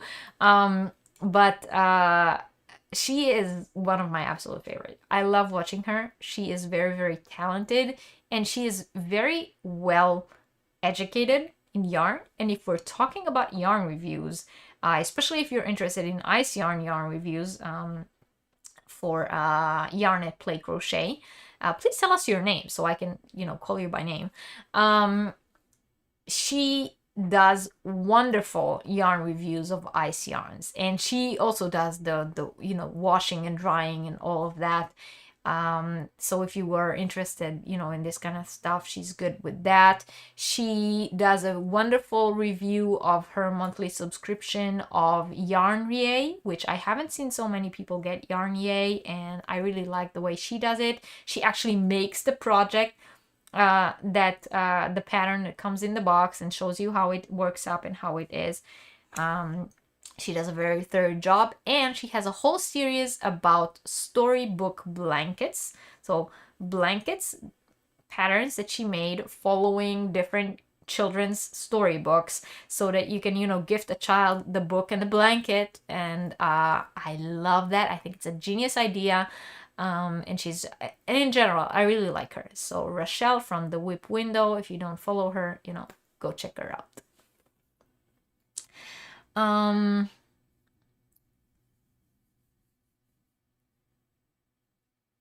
You love her and you don't know how to knit, Lacey? That's probably about the sock lady, right?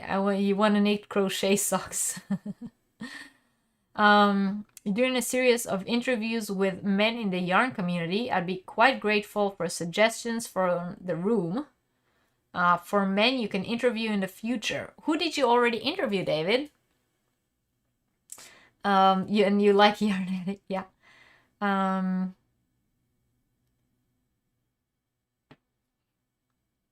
You love them both and have interacted with them before. You've asked them both and might be able to include them. Cool. You might find my crochet info and the search for my name and hashtag. David, I think I have you on Instagram. Can I message you on Instagram? Because I follow quite a few men who knit and crochet. So if it's okay, I can message you on Instagram with some names. Not ones that I know personally, because I cannot connect you to them, but I can tell you the ideas for different people. Yeah, whip window. You always read that wrong as whip window. Whip widow. Oh no. No, the whip window. Your name is Rachel. You love Rochelle the whip window. Yes, I love her too.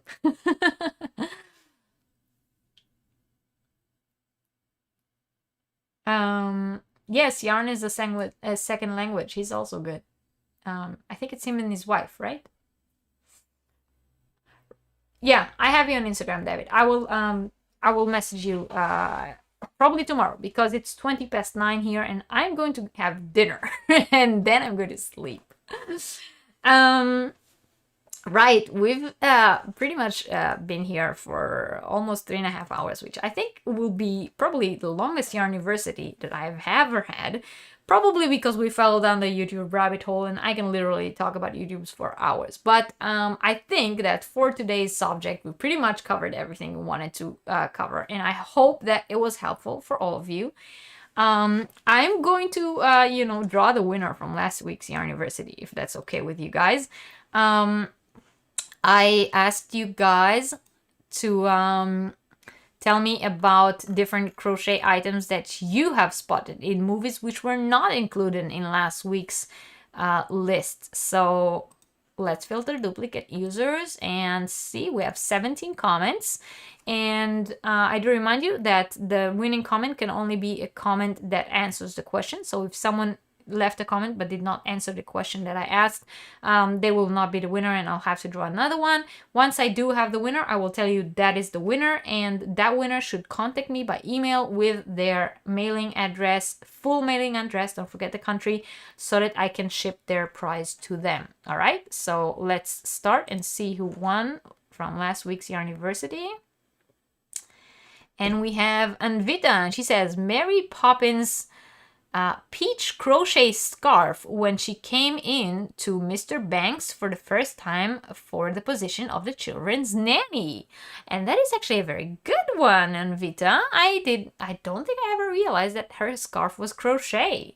But congratulations to you, Anvita. You are the winner. I do have your mailing address, but please just, you know, contact me via email so that, you know, to claim your prize, so that we are on the same page, that you know you won and I need to send you your prize, and I will ship it to you. So congratulations to Anvita and cheers to you.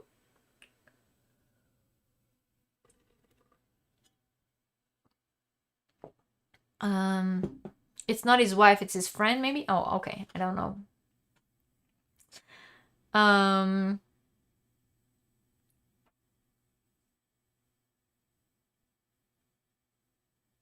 Yes, so congratulations to Anvita, and I will leave it at that for today, because as I've said, it's been very, very long. And I highly appreciate all of you sticking out here for that long. You know, hats off to you guys if you stayed for the entire live. Highly appreciate it. I hope the people who come back and watch the replay don't get, you know, like, annoyed. Don't forget to come back to the video once it goes into replay and comment down below and let me know things that you do to support different makers in the community that are for free. So leave me a comment down below to win the giveaway for next week's Yarniversity. Next week Yarniversity, new subject, new thing, but I do hear you. So there were two subjects that we spoke about, or they came up in today's chat, that I understand there is a you know, longing for. So one was learning to read written crochet patterns and wordly written, no, not charts, because we already did charts. And the other one was about crochet on YouTube. So I will try to work these two into our Yarniversity schedule, but none of these will be next week, because next week we have second round of Crochet on the Runway. Crochet on the Runway was one of the favorite subjects on Yarniversity so far. People loved it. So we're gonna do round 2 of that and see some more Crochet on the Runway. So if you're interested in that, join me next week for Yarniversity. I very much appreciate all of you being here today. If you haven't yet, please don't forget to hit the thumbs up. If you're not yet subscribed to the channel, please subscribe. And I will see you all on the YouTube hauls sometime this week. Thank you all very, very much for watching. As always, I'm leaving the chat running so you can all say goodbye to each other. But until then, see you all next time. Bye.